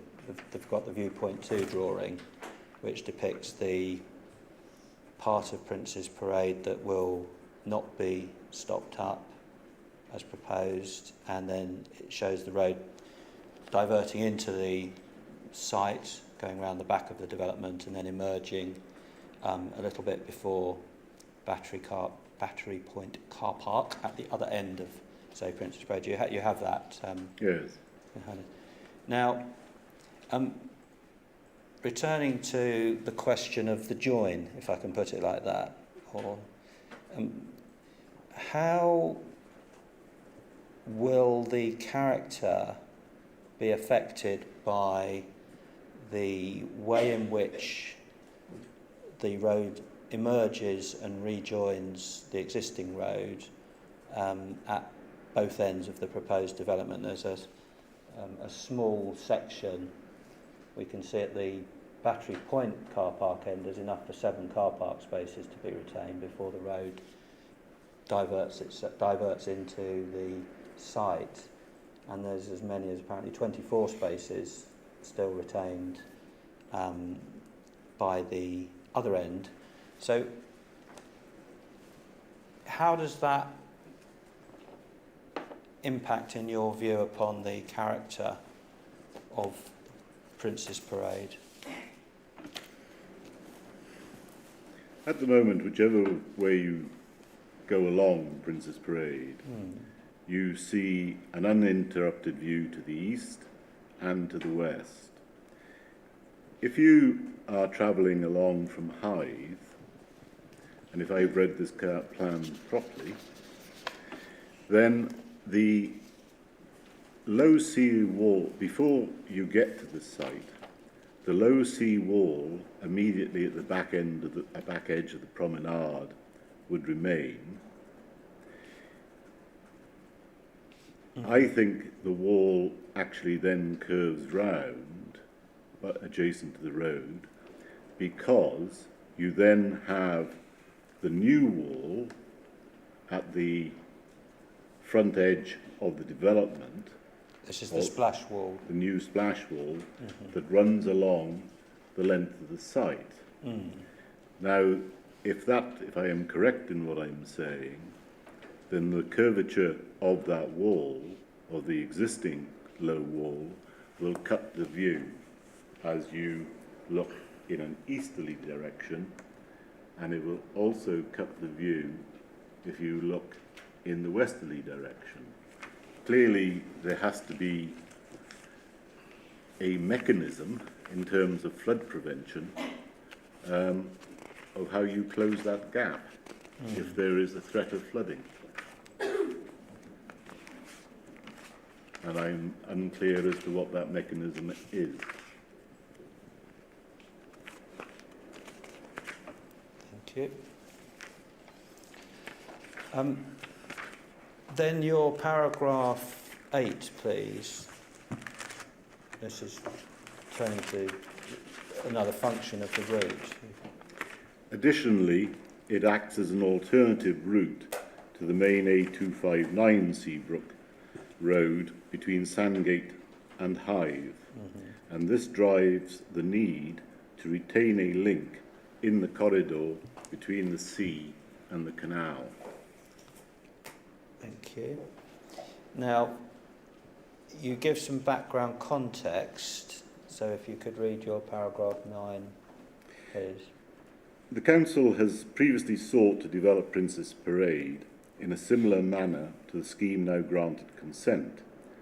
At the local planning inquiry in 2004, the planning inspector refused to allocate this land for development and stated, "I consider that the diversion of the road away from the seafront would erode its attraction as a unified seaside drive, all the way from Sea Point to the Imperial Hotel, whilst compromising the quiet setting of the canal, an ancient monument." Thank you.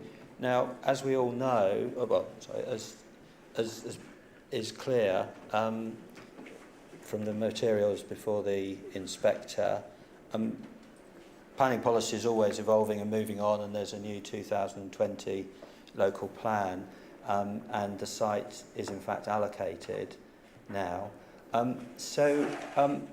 What do you derive from the opinion of a planning inspector who was conducting a report into the local plan back in 2004? What's your view upon the relevance of that and your reasoning? I view it as an independent person's view of... Sorry, it's okay. I view it as an independent view... Sorry, start again. I view it as an independent person's view of the harm caused through the stopping up of the existing route and its diversion along the canal. And that independent person was one of a planning inspector. That's right, yes. Thank you. Time ever marches on, and you deal with, in paragraph 11, with something that occurred in 2016. So could you please read the parts of that that you wish to place before this inspector? In developing the application, the council consulted Design South East, who commented on the road alignment in 2016 and stated, and I don't intend to read it all, No. we understand that Princess Parade needs to remain open as a highway because it provides emergency relief for the A259 Seabrook Road. One of the major design moves proposed is to realign Princess Parade so that it follows the northern boundary of this site close to the military canal. It brings an intrusive roadway close to the Schedule Ancient Monument and to a series of trails and paths which run alongside it, urbanising it and creating the need for it to be protected by a bund. There is currently on-street parking along Princess Parade, and this would have to be moved to the north of the site, with visitors then walking through the residential closes. And I would stop. Yes, there. okay, at that point. So that was a view expressed in 2016 by Design South East in the Design Review.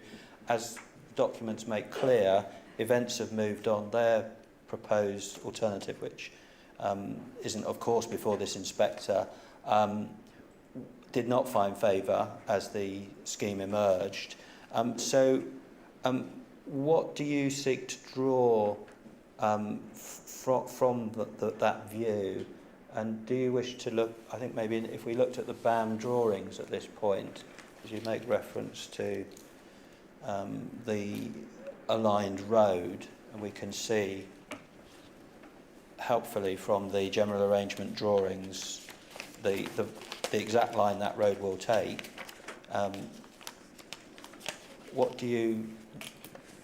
What's your evidence to the inspector on this point now? The council has, obviously, the design panel expressed its view on the realignment. The council subsequently went on to grant planning permission for the development with the alignment that is set in the parameter plans and is being evolved through these construction drawings. So it shows as to how the scheme is evolving. Now, is there a point you wish to refer to? You mentioned the need for it to be protected by a bund. We've seen Mr. Mackay's appendix, the very latest drawing that was put in when he was giving his evidence, a helpful. Could I have that drawing? Yes. Caroline, apologise. It's inquiry document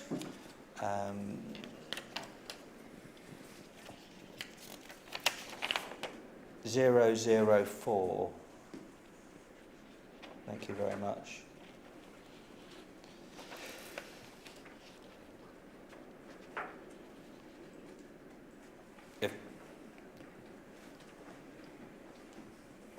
Thank you. Sorry, I think that's The not... appendix isn't there. No, it's, sorry, it's inquiry document 004. Thank you.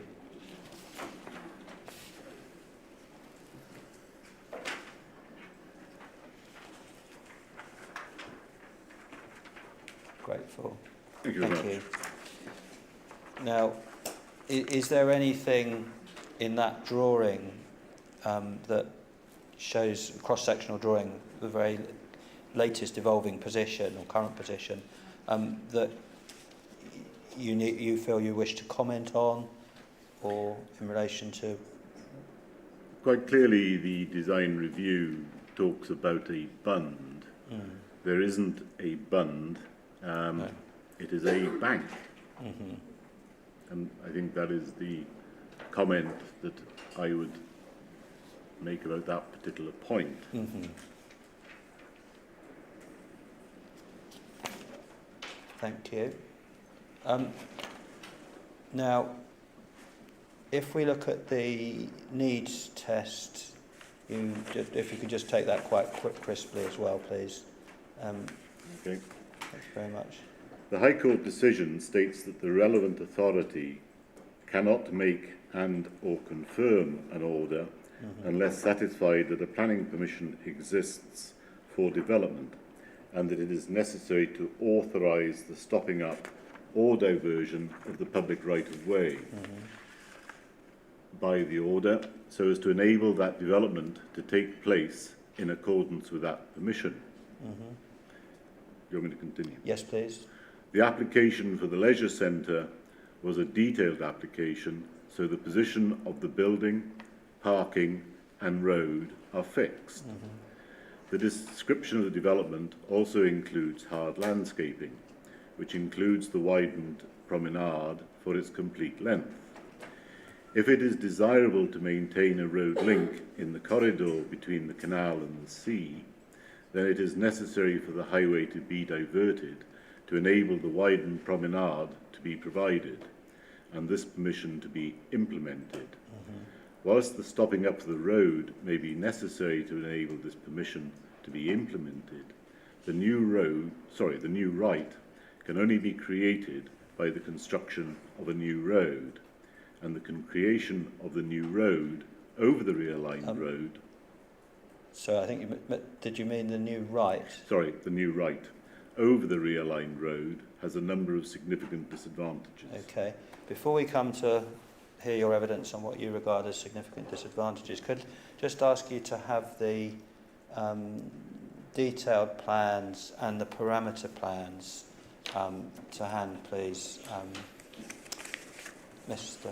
Morgan. So I think there's two conditions in the planning permission which sets those documents out. So the detailed permission drawings, which I think we've looked at briefly, the relevant ones are the proposed location plan, proposed site plan A and B. So there's three drawings, CD 69, 70, 71, I believe they are.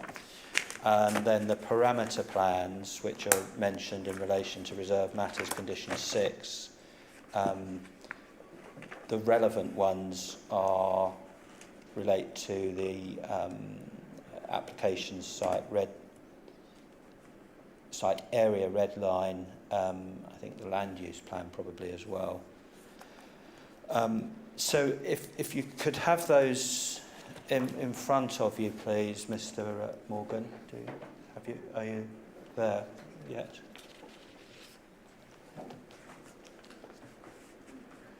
Okay, good. No, Sorry? no. What are you missing? I'm looking for the parameter plans. Bear with me, I'll get the core document reference if you haven't been given that.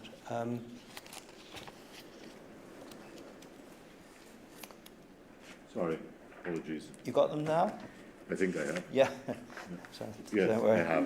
Yeah. Great, lovely. Thank you very much. Apologies. No, not at all. So, if we can just deal with the detailed elements first, and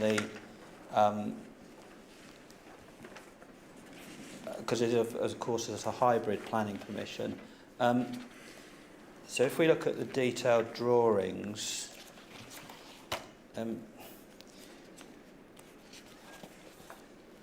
they are to be found, and bear with me one moment, at 69, 70 and 71. Do you have those there? I've got 69.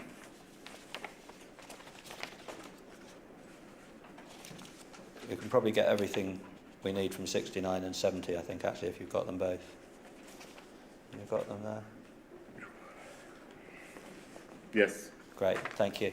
So, just to clarify and pick up on one small issue, the description of the planning permission itself, and this is a small point because of course it is accepted and conceded that the necessity test is met, but just to seek to clarify this with you and through you if I may. The description of the permission is in relation to the detailed part, as we can see from core document 2, 18th of July 2019, the application. There's a full stop after the detail of the hybrid application environmental statement, outline matters, or outline application I should say, full stop, full application for a leisure centre, I won't give its meterage and its use class, including associated parking, open spaces and children's play facility. Have that there. So that description does not in terms include a new road, but when we look to the detailed drawings, and I've asked you, you've got the three there I think, Yes. we can see the red line does in fact include the part of the road that curves round behind the leisure centre, can we not? Yep. Yes. But then equally, when we look at the parameter plans, and these are all prepared by Tibbalds, and the parameter plans, access and circulation plan, to take one drawing, the dotted line, which describes itself as the boundary of the detailed and outline areas, do you have that? Yes. When you look at the dotted line, is the road outside of the detailed boundary as per the parameter access and circulation plan? There appears to be a conflict between CD 70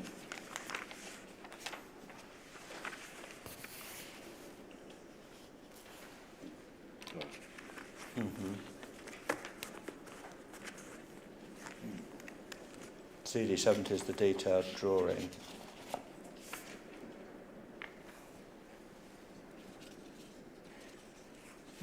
Yes, there appears to be on the drawing PPAC004, the access and circulation parameter plan. The black dotted line is described as boundary of detailed and outline areas. The red line, which is the application site boundary, is at that particular location further to the north and immediately adjacent. It maybe not much turns on it, but there is it would appear a conflict on those drawings, but nevertheless the detail permission does show it does include, albeit the description doesn't include the part of the proposed road. The drawing does in fact show it. I don't need to go into the law on, I'm not sure it's going to be relevant on what is considered as when one construes a planning permission, but it would appear to be a conflict, as you say, with the parameter plan. And does that, in your view, have any significance in relation to the assurances that the applicant seeks to give about the development as it moves forward through the stages in the process, i.e. reserve matters applications coming forward? And if we look at condition 6, The reserve matters details to be submitted pursuant to condition 1 of this planning permission shall include no more than 150 dwellings and should demonstrate compliance or provide for suitable alternative arrangements with adopted vehicle and site plan, document the plans as below through an accompanying design statement. And the reason to ensure the development proceeds in accordance with the parameters approved under the original planning permission. Is there a worry or a concern that the Tybalt's parameter plan appears to be wrong? Or is it just, well, you tell me, it's your evidence. Well, the parameter plan clearly is in conflict with the detailed plan.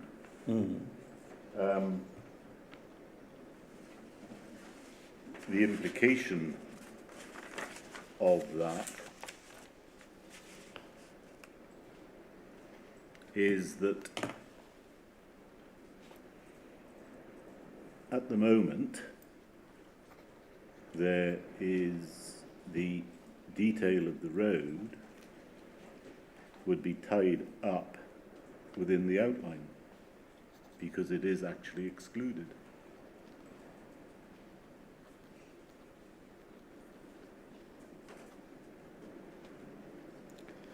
Okay. No doubt you'll be asked questions about that. So if we can...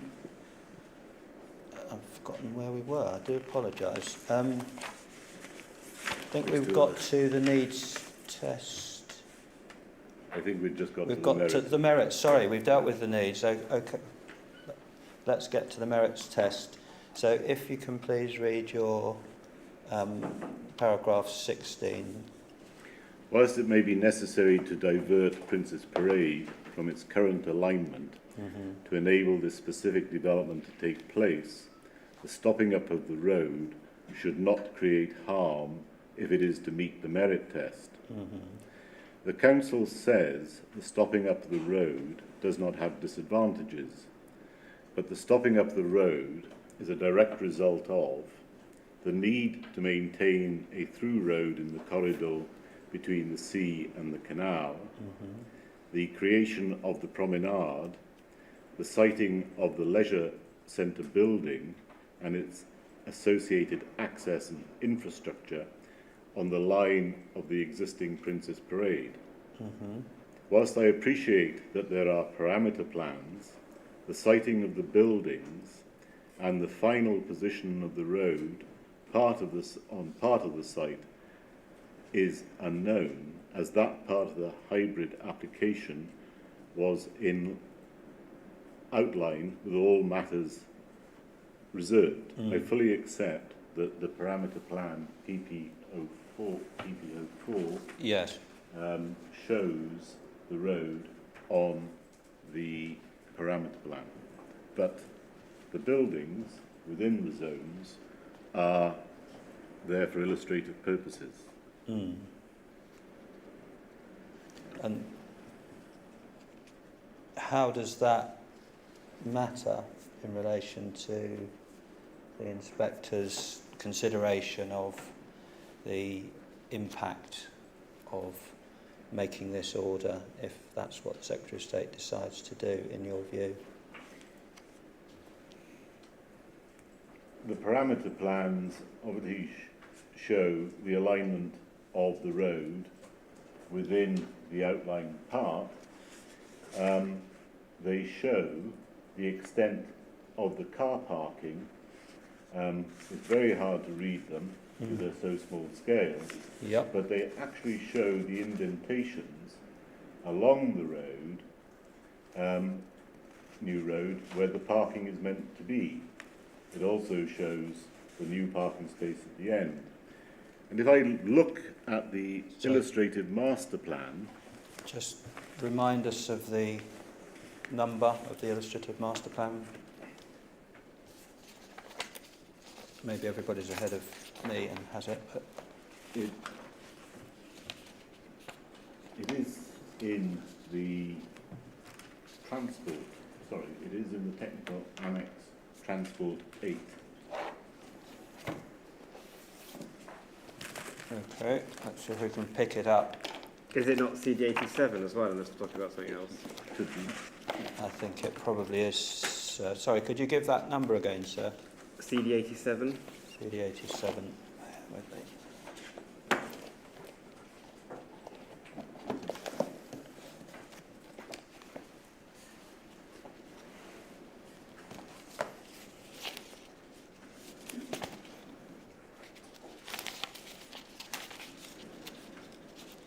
Grateful, thank you, sir. Yes, so please explain the concern and your evidence to the inspector on Thank you very much. that point.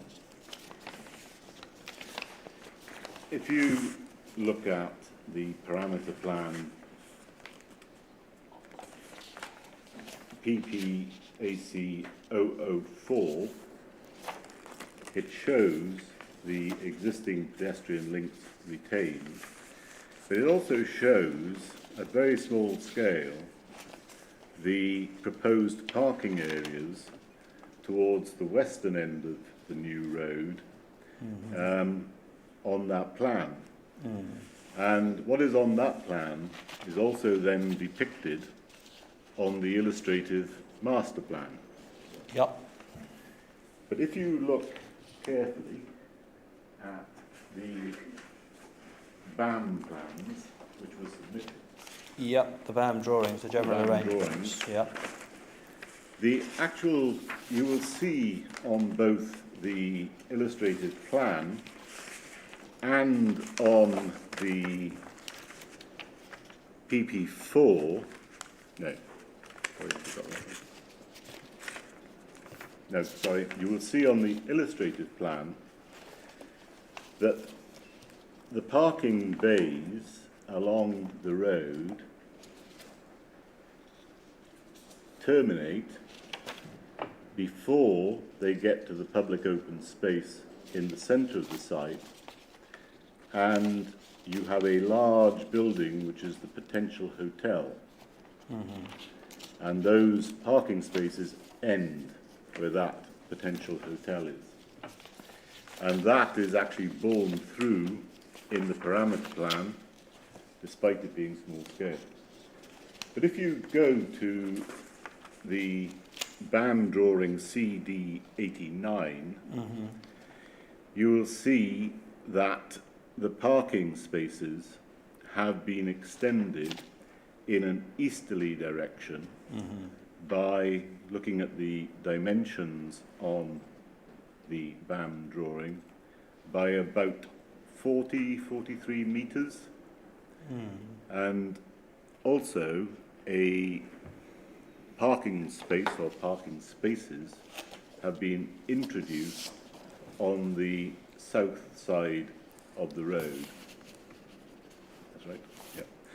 And those spaces intrude into that central open space.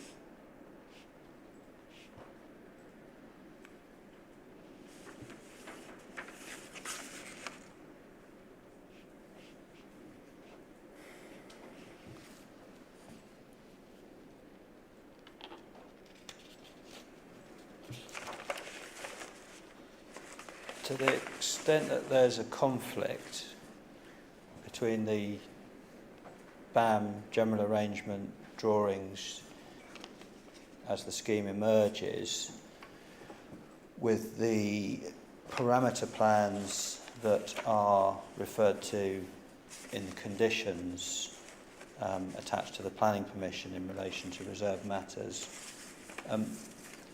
to what extent does that matter, in your view, to the inspector's consideration of this proposed order? I fully accept that we are in a position where this scheme is evolving.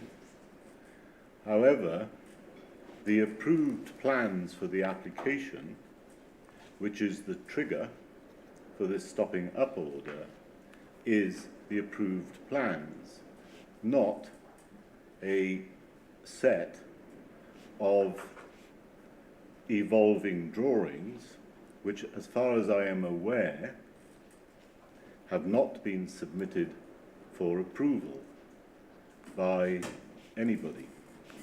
They may be the subject of dialogue, but they have not been submitted for approval. And as far as I'm aware, I haven't seen any on the website. So they are not approved. And at the end of the day, in reality, until they've been through that consultation process, you don't know whether they will be approved.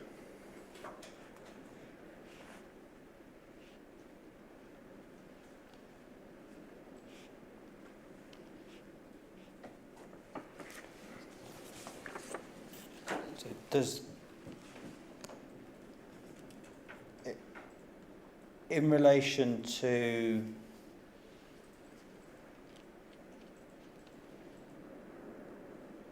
parking provision, for example, Yes. at your paragraph 21, if we just read what your written evidence is on that first, and then we'll return to this question.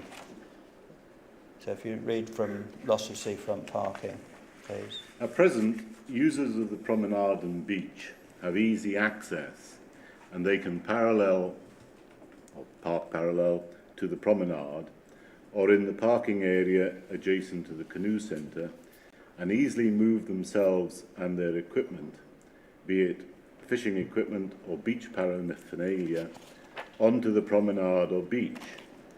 Princess Parade is one of the few places where disabled anglers can independently access a beach directly. Additionally, there are those who like to park parallel to the beach and just enjoy looking at the sea. Carry on through. We'll just Right. hear all of this, and then we'll come to the detail of the numbers. The Transport Study CD18, submitted as part of the planning application, identifies that there are 187 parking spaces along the south side of Princess Parade within the site boundary. 23 spaces in the car park adjacent to the canoe centre, of which 2 are disabled, and 30 spaces at Battery Point that will be retained. Kent County Council, in paragraph 1.1 of their letter dated the 13th of the 10th, 17, which is Appendix Your A, Appendix A. Thank you. Yes. responding to being consulted on the application, stated, the concept of relocating Princess Parade further inland to release the seafront area for development was agreed as acceptable, on the proviso that the level of amenity parking currently enjoyed by the general public to access the beach was replaced and the new highway design was fit for purpose. It is proposed to replace the 210 spaces along the south side, which is the beach, of Princess Parade, and next to the canoe centre with 103 spaces, of which 32 spaces will be on the realigned road, adjacent to the canal, and 71 spaces at the western end of the site, about halfway along Princess Parade towards Hyde. Clearly, the level of parking that is now proposed is less than the level of amenity parking currently enjoyed by the general public to access the beach. It would appear that Kent County Council's proviso for moving the road inland was not met. Now, I think just carry on. We'll take all of this before we look at the Right. detail, I think. The loss of direct seafront access and egress,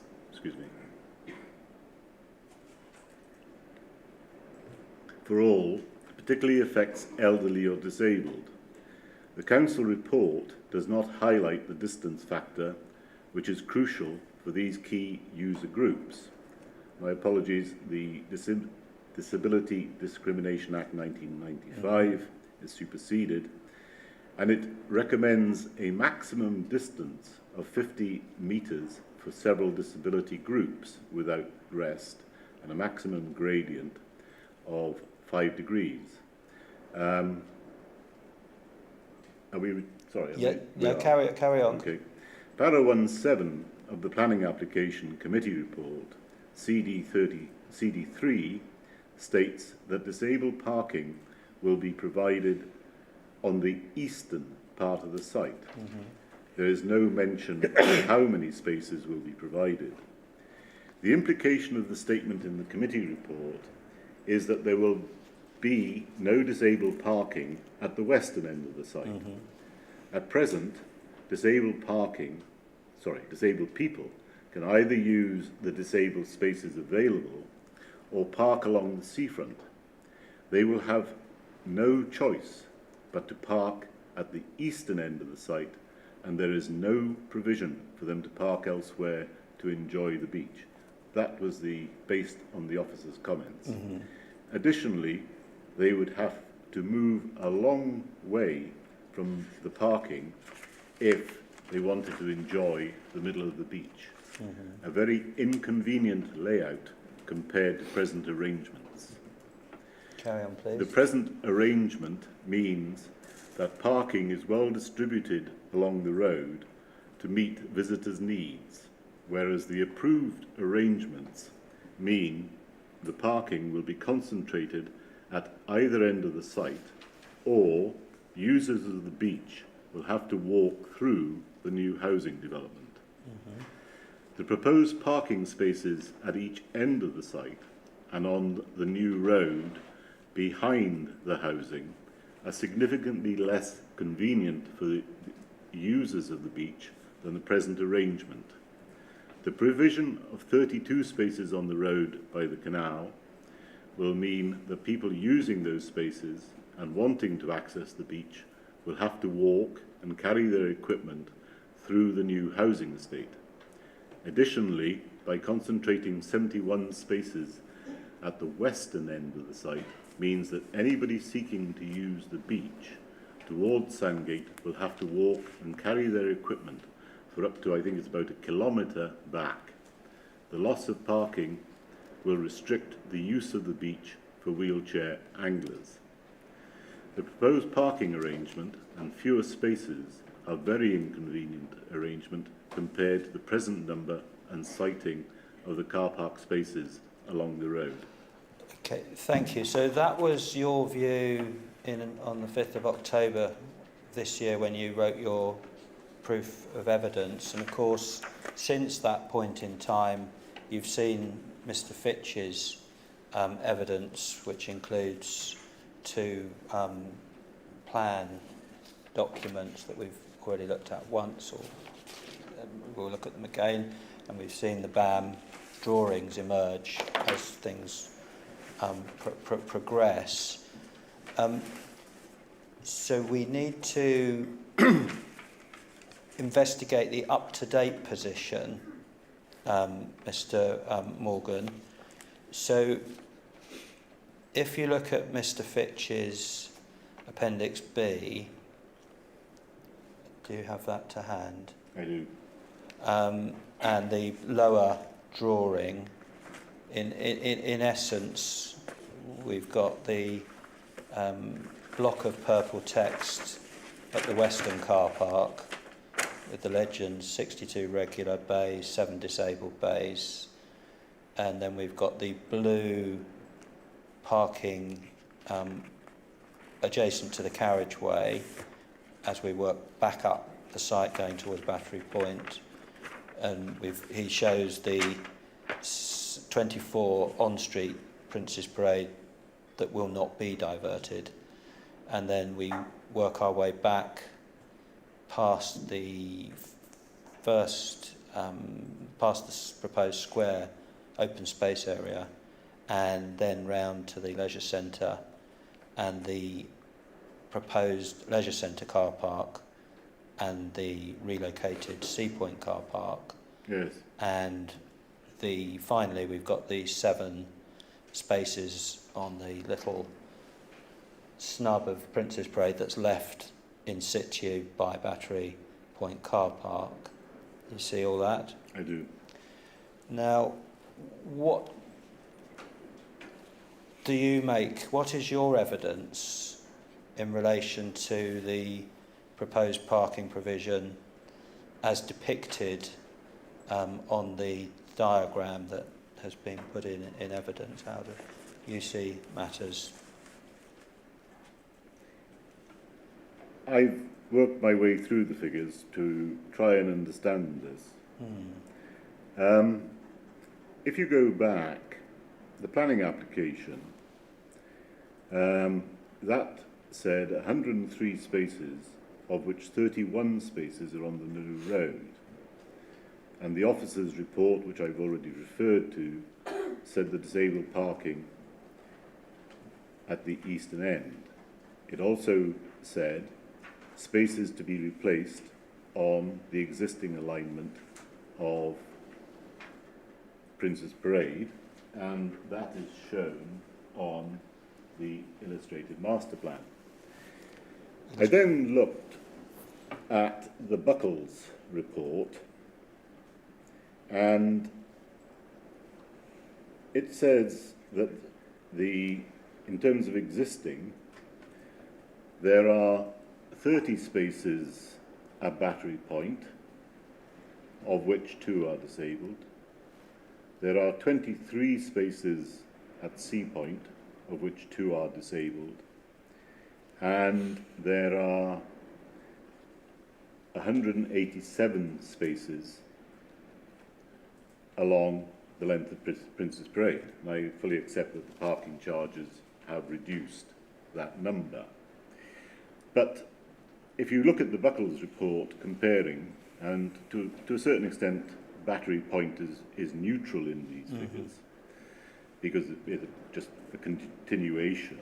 There appeared to me to be a loss of 69 spaces. Then, looking at Mr.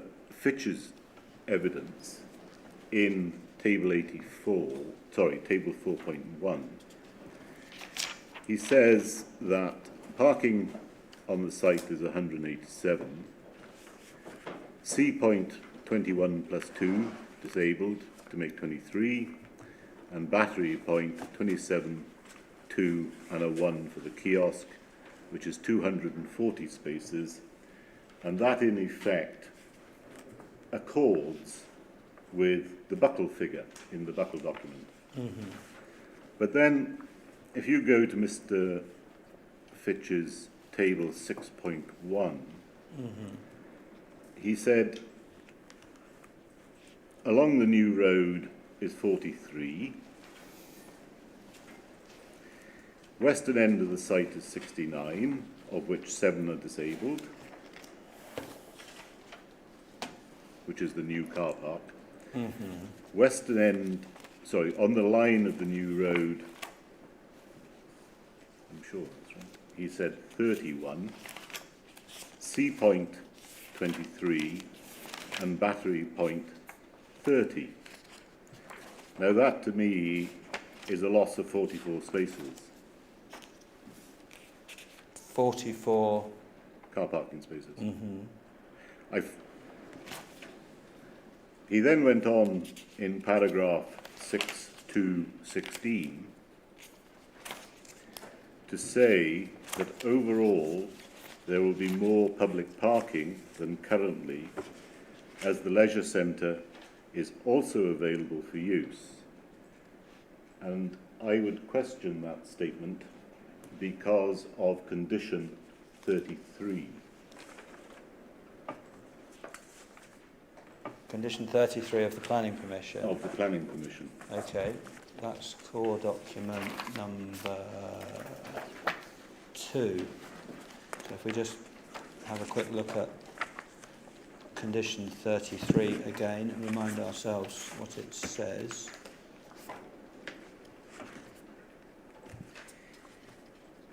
Do you want me to read it? Yes, or? please. It's Sorry. your evidence. Okay. Please do.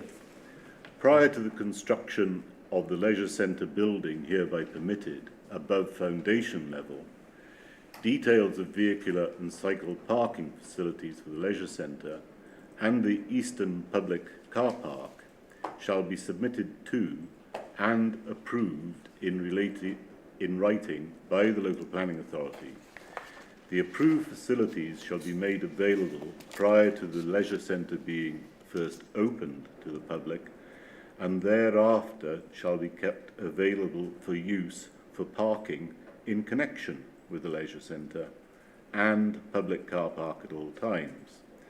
And the reason for that is it is necessary to make provision for adequate off-street car and cycle parking to prevent obstruction of the highway and to safeguard the amenities of occupants and visitors to the development.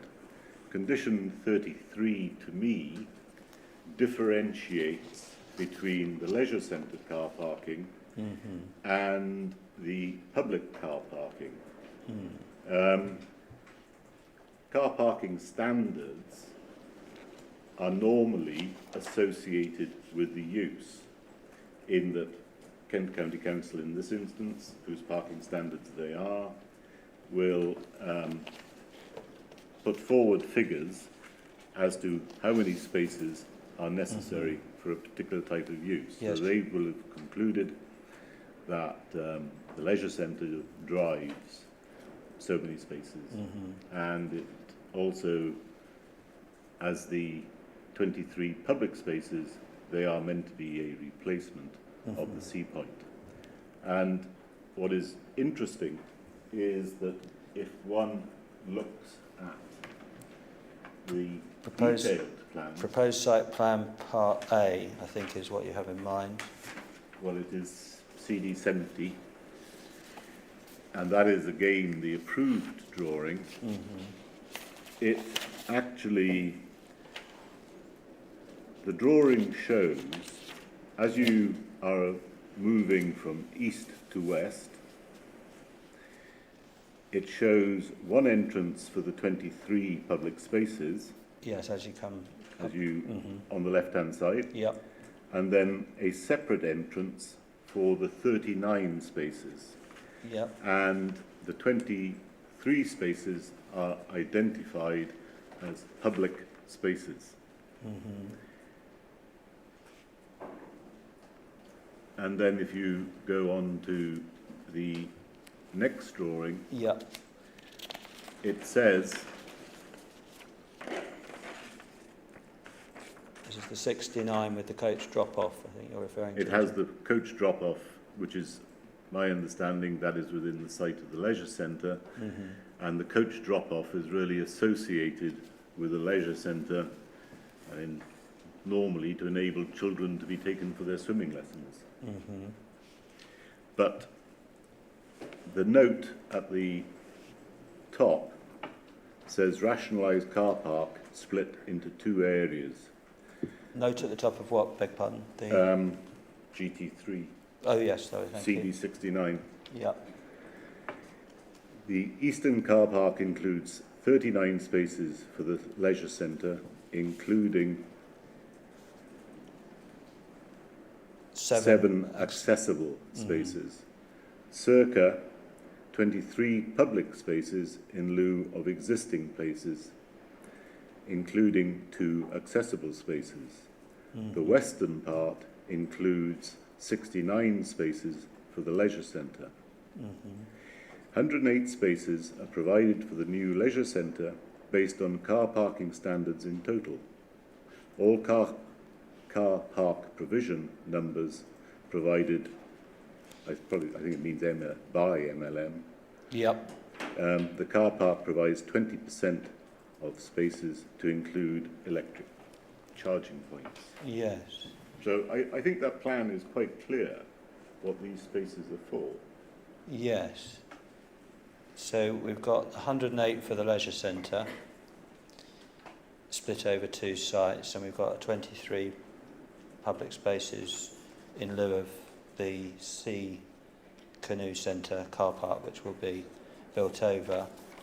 And how do you say that feeds in overall to your evidence about loss of Well, parking again, they if are the order were to be made? They are the approved plans. The officer's report is clear as to how many spaces there are, both for public use. So, again, whilst I understand that the plans are evolving, they have not been approved.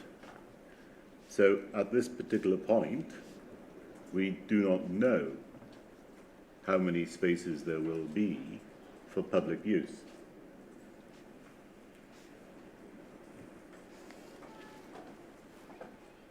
Oh, apart from those that are in the planning permission.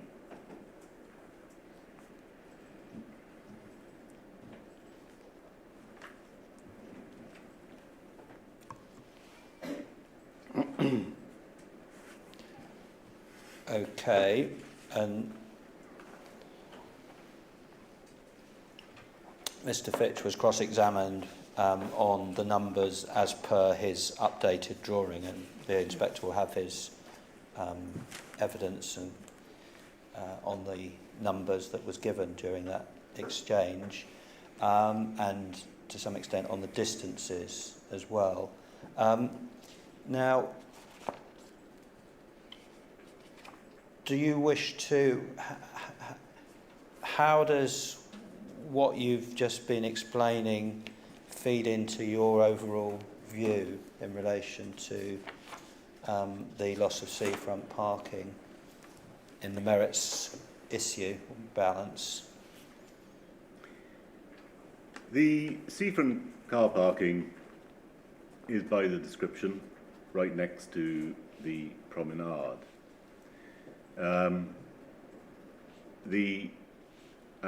The numbers are set out, be it 187 or 172, post the introduction of the car parking charges. Well, it was the creation of double yellow lines Yes, you've got between the... Well, you've got the new gaps which Yes. are cut into the sea wall, and where those gaps are, people can't park. So that will have reduced the number of spaces. When So- was that done, the creating of the new gaps in the seawall and the reduction of spaces, chronologically, by this council? Roughly speaking, if you don't know, you don't know. I could only guess. My gut feeling is... Well, so before you guess and tell us your gut feeling, we can tell that it hadn't been done when the planning application was put in, had it? That was back in July 2017, or August, it was in the summer of 2017. The parking charges came in May 2018. Right. And I could be wrong, but my feeling is that the gaps were cut into the wall sometime during the winter of 2017. I could be wrong on that, but that's my recollection. Okay, thank you, that's helpful. All right. Sorry, did you were... Had you concluded your expression of opinion on that topic in relation to the loss of seafront parking as matters currently stand? Or, No. no, sorry, I beg your pardon, I lost my thread for a moment. Carry on, please. In terms of the loss of seafront car parking, I was saying that the seafront parking is immediately adjacent to Yes, thank you. the sea wall. There are a significant number of spaces, 187 or 172, and I fully recognise that the argument will be advanced against me that those spaces are not ideal. Quite clearly, the provision of the car park at the western end of the site, in terms of car parking provision, particularly with the increase in the number of disabled spaces, is an improvement over what is there. But what has to be balanced against that is that the introduction of parking spaces along the new road, and that number varies from 21 to Mr. Fitch's 31, The blocks of blue text that we saw on his appendix that's right. B. Those spaces, compared to what is there now, are not convenient. And Mr. Fitch, in his evidence, both written and when he was being cross-examined, he said when he was being cross-examined that the distances from those new spaces varied from 100 metres to 125 metres. Yes. So that's not what he said. Okay. That's, well, there may be a dispute about that because that's my note of what he did say, but I mean, you can obviously see from the drawing, some of the blue spaces are not 100 metres away. What he said was that all of them were in 125, most of them were in 100. My note was up to 100 rather than between 100 and 125. right. Okay. But what I was going on to say, when I can get into Mr. Fitch's evidence, Obviously, I can look at this on site. So of course, yes, no, thank you. is... Sorry. Sorry, carry on.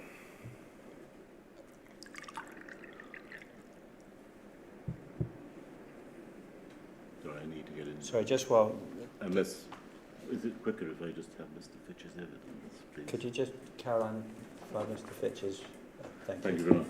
Sorry, sir, just following on what you said about you can look at that on site, of course, the proposed parking isn't going to be yes, there, and therefore... I'm not really talking about measuring out to the precise metre, but Got I'd you. be able to look at it in Thank comparison you. to the... Thank you for that existing clarification, sir. drawings. Most helpful, thank you.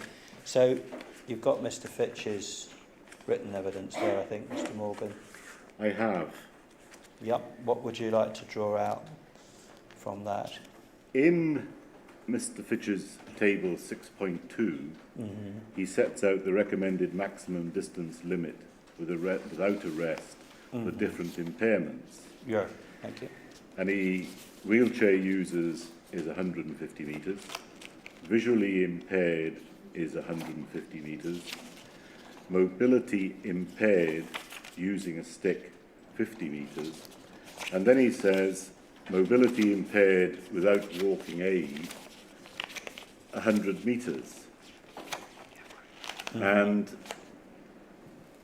I'm sorry, this, because of the timescales, I was looking at this and checking this out, and there is a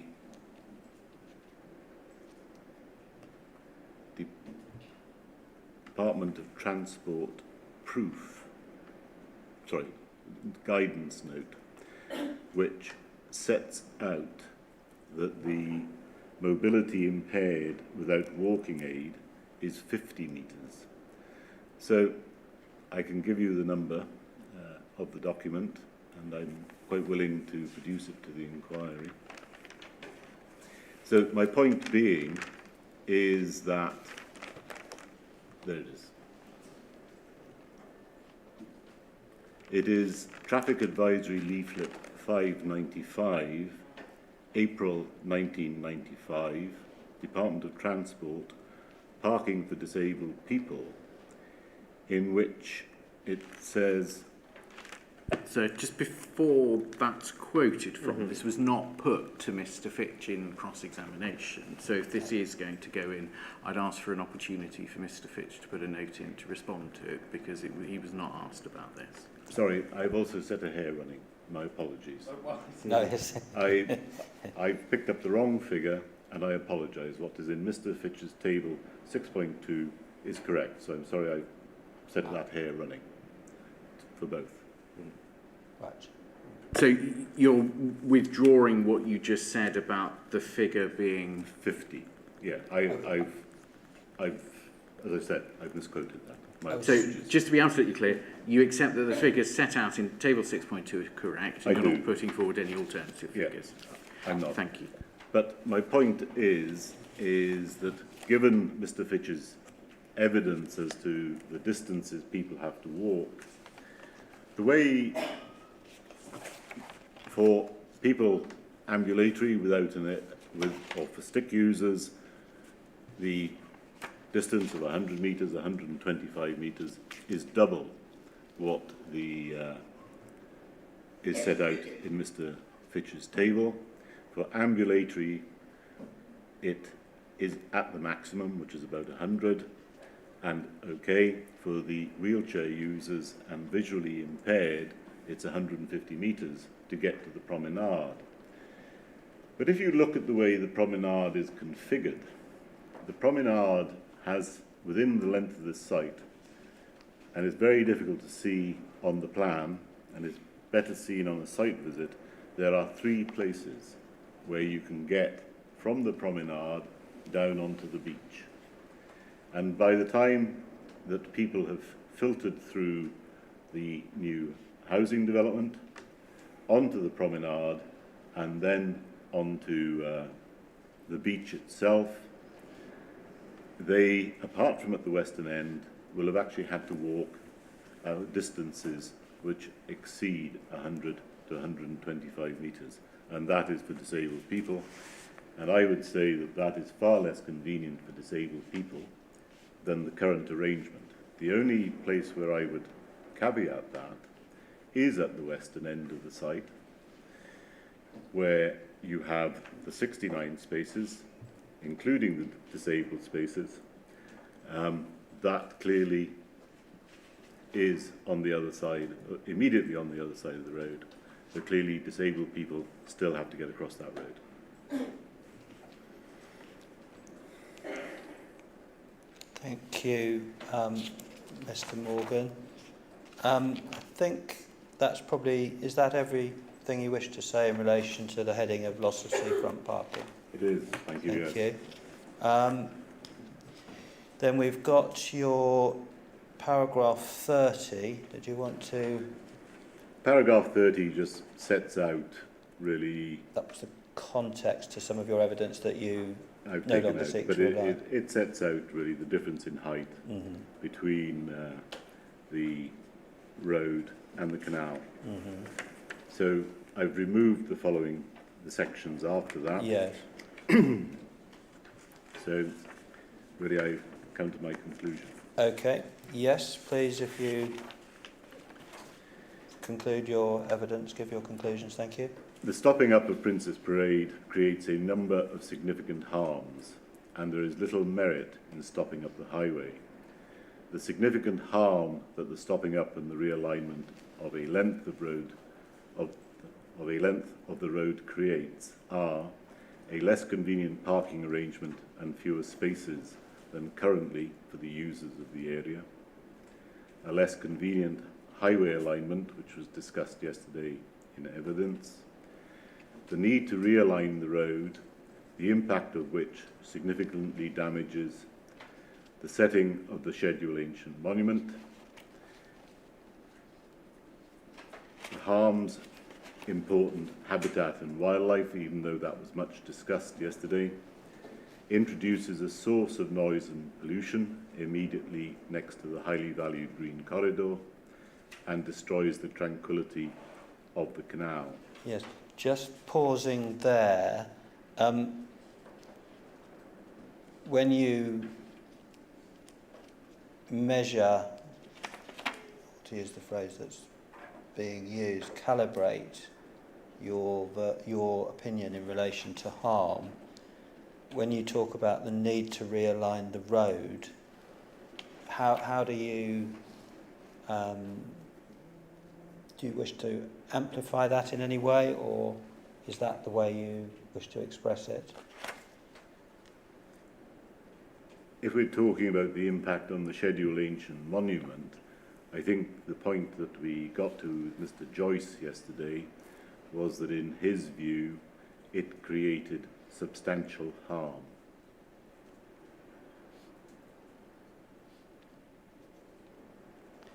And if we consider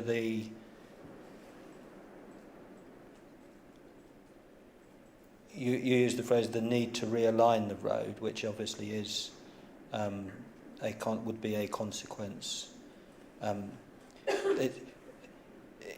If one were to focus on the diverted traffic using that realigned road, which would be the direct impact of this order if it were made in relation to that part of the scheme, how would you characterise, or what would your opinion be? You do set out your conclusion at 36, but before you read that, is there any amplification of what you say that you need to make, or do you just wish to conclude your evidence? I understand that it's not the road per se. The road per se is the subject of the planning consent. And I understand that the issue is the diversion of the 4,500 vehicles, if that's the accepted figure, from the existing road onto the new length of carriageway. And I think the witnesses yesterday understood those points, but were still of the view, particularly in relation to the scheduled ancient monument, that that diversion of traffic resulted in substantial harm. Is it also your view? Yeah, the exact question. Yes. Okay. Yeah. He just said yes. You anticipated me, so that was going to be my question, and that's the answer. So that's the evidence. Thank you very much, sir. Thank you, Mr. Morgan, very much indeed. So it's just... Okay, thank you. Just thinking through timings, and this might be linked slightly to people's diaries in terms of the interested parties. Councillor Weibrow and Wheeler, what time did you need to be away by? Okay. Okay, so it's not desperately urgent after lunch. Okay. In that case, would you prefer to have lunch now? I think that may be sensible. I was just going to raise timing, sir. I mean, Mr. Morgan was programmed for the entirety of his evidence for the late morning slot, and we've taken all of that up with examination in chief. My concern in relation to timing is that I don't think there'll be enough time this afternoon to do the cross-examination and to hear from the objectors that we were due to hear from. That might mean that if we were to proceed simply with cross-examination, those objectors would not be heard today and would need to come back. If we do hear some of those and then start Mr. Morgan's cross-examination after that, there's a fair chance I won't finish it in time. And then, of course, Mr. Morgan is in purdah until we come back, and I finish my cross-examination on the 3rd of November. And being a Friday afternoon, traditionally, the inquiry would not sit late. So I just want to make it clear that because we've used up all of Mr. Morgan's allotted time for his examination in chief, that's clearly going to have knock-on consequences. I'm in your hands, sir, as to which order you do things, but I just wanted to flag up the consequences that would flow from where we are now in terms of timing, given the amount of evidence in chief that's been given. Yes. Is there anybody else other than those two councillors who can't appear in 2 weeks' time? Oh, sorry, the two individuals. It's Wednesday, is it the 3rd? Yes, Wednesday, 3rd of November.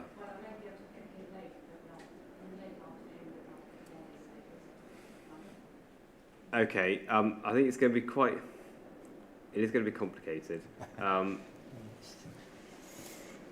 Perhaps I suggest that we start by hearing from the two ladies who we definitely know can't appear next week directly after lunch, and then head over to then do cross-examination.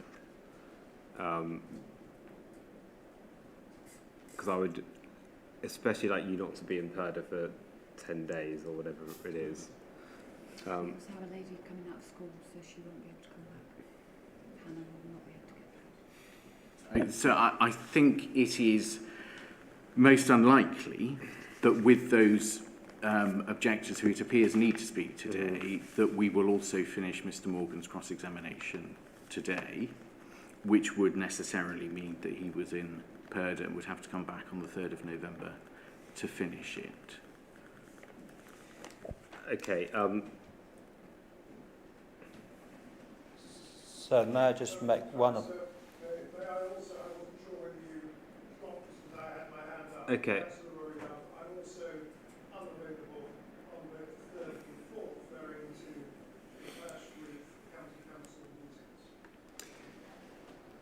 So Yes. before you respond to Councillor, may I just interject that, of course, Mr Morgan will be dealing with the site visit, which will be occurring on the 3rd anyway. I appreciate my learned friend and myself have to close our respective cases. There's a costs application to deal with, of course, as well, before you go and do your site visit. But Mr Morgan's going to be there in any event on the 3rd for the site visit. So to the extent that if he has to endure a long period of Purda, it may just be an unfortunate consequence that arises. But obviously it's very important that everybody who wants to speak... Sorry. Am I allowed to say something in this debate? Yes. Yes. Please do. The 3rd isn't actually terribly convenient for me. I am away right up until the late on the 2nd of November. And to have to come to the inquiry the next day and be cross-examined, I think is slightly a tall order. I mean, so we are where we are as a result of the questions Mr Moyes chose to ask and the answers that Mr Morgan chose to give in examination in chief. So we are where we are. I mean, I'm not going to cut down my cross-examination in order to meet a deadline. If Mr Morgan is going to be here, as Mr Moyes says, on the 3rd, and we do commence the cross-examination today because Mr Moyes is content for him to be in Purda for that period, then perhaps we could have an 11 o'clock start. That would enable the cross-examination to be done on the 3rd of November, site visit in the afternoon, and then closings on the 4th.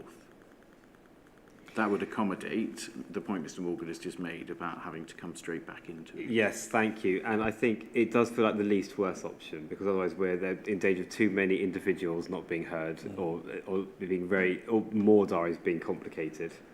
Although not ideal, I think we're going to have to live with not ideal, if that's okay, Mr Morgan. I have to be frank and say it's not my preference, but I understand that. Okay, I do appreciate you making this adjustment, so thank you. Sorry, yes. Can I just say that I'm not going to be cross-examining? No, that... It will be fairly quick, and I think Councillor Weibrow is not going to be cross-examined either. Okay, so I think in that case, everyone who can't appear next week, we will hear straight after lunch, and then we will proceed with cross-examination and see where we get to. Okay? Okay, thank you. So it's 1 o'clock. To give us a bit more chance to get through things, we'll have 45 minutes for lunch, if that's okay. Okay, so we'll return at 1:45. The inquiry is adjourned. Thank you.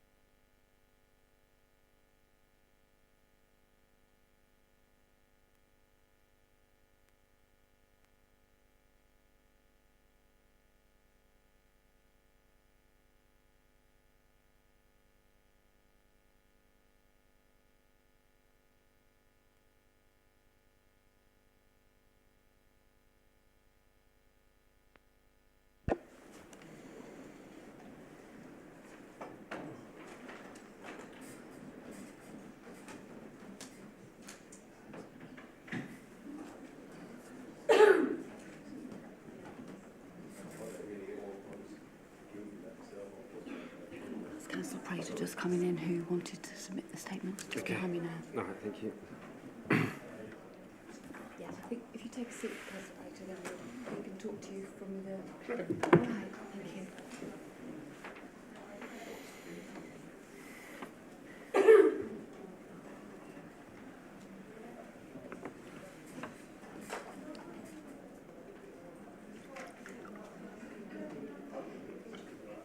Welcome back, everybody. The time is 1:45 and the inquiry is resumed. Now, we discussed just before lunch programming, so we are going to proceed now with individuals, interested parties who can't attend on the 3rd of November. But I must stress it's only people who can't attend on the 3rd of November, because I would like to hear as much cross-examination as possible of Mr. Morgan today. So on that basis, I have Councillor Weibrow. Thank you.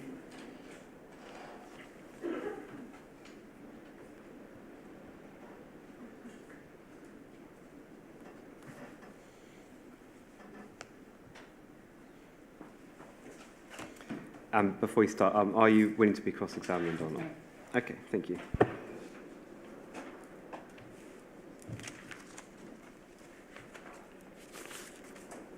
My name's Leslie Weibrow, and I'm speaking as one of the district councillors for the ward in which Prince's Parade lies.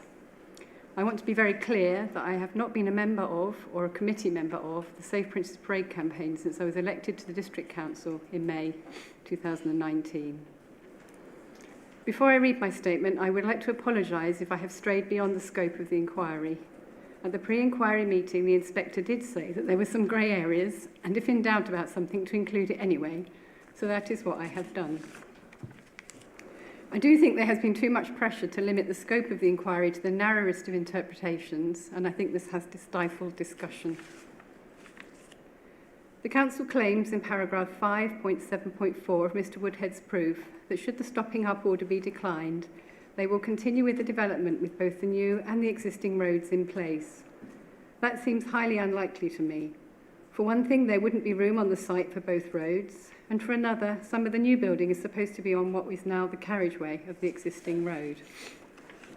Therefore, I think the Council's argument that most of the harm from the new road will happen whether or not the old road is stopped up is not valid. So I'm now going to read out the statement, which is pretty much as I submitted. There's a couple of places where I've deleted paragraphs and changed words, so I will tell you where I've done that. I was elected in May 2019 with a significant majority, largely as a result of the work I had previously done to oppose the development on Prince's Parade. So I do have a mandate to speak on behalf of local people on this matter. I spend a lot of time on and around Prince's Parade and have spoken with many local residents who are all dismayed by the proposals to develop this area. I've encountered particularly strong opposition to the stopping up and diversion of the road. Many of the comments that I will make in this statement relate to the harms that the new road would cause. The building of the new road is a direct consequence of stopping up the old road. The amount of traffic the existing road carries means that stopping up the road without providing alternative is not an option, and so the stopping up of the road cannot be considered without also considering the impacts of the new road. One of the main reasons that local people are so opposed to moving the road is the impact on the tranquility of the canal. At the moment, it's possible to walk along the towpath in almost complete peace. This became even more important to the well-being of local people in recent lockdowns. As the Lloyd Bohr Ecological Mitigation Strategy, published or dated the 3rd of July 2018, makes clear, the new road will be as close as 13.32 metres to the canal. This is contrary to the recommendation from the Environment Agency in their letter dated the 10th of April 2018. They accepted that the 25-metre ecological buffer they had previously required was not achievable in all locations. They believed that a buffer of 20 metres could be achieved and suggested a planning condition to that effect. As they stated, development that encroaches on watercourses has a potentially severe impact on their ecological value. Land alongside watercourses is particularly valuable for wildlife, and it's essential that this is protected. Regrettably, that condition was not attached to the planning permission. I now understand, which I didn't understand when I wrote this, that they did later on cave in on that, but I don't think that completely removes the necessity to consider their earlier advice, because that is best practice, and I think from my point of view that is what should have happened. Allowing the road to run that close to the canal will inevitably disturb the peace and quiet, both for the wildlife and for people using the canal and its tow paths. I've then changed the word "this" to the current road. So I say the current road is not a minor, little used road, but one that carries a significant amount of traffic. I've then deleted the next paragraph. It starts "and that traffic." The promoter will argue that the proposed mitigation deals with all the ecological issues, but the mitigation only relates to the development site itself. The fact that the Environment Agency's initial advice about the ecological buffer zone was ignored means that the wildlife on the canal will be affected by the new road, and there is no mitigation proposed to address that. In their letter dated the 24th of June 2021, which was a response to planning application 21/1182/FH/CON, i.e. approval of details pursuant to conditions 15, 16 and 17, the Environment Agency say the conditions detailed do not align with those recommended by us. The South East Design Panel met on the 23rd of November 2016 to consider the proposals for the site. The panel was made up of some highly respected architects and urban designers, and I think their views on the stopping up and diversion of the road are worth considering here. And I've now changed the word "as" to "even though." So even though not all their comments were reflected in the officer's report on the planning application. In their view, the proposal to reroute Prince's Parade to the north is misconceived, introduces unnecessary costs, and undermines the character of the site, and it potentially creates as many problems as it solves.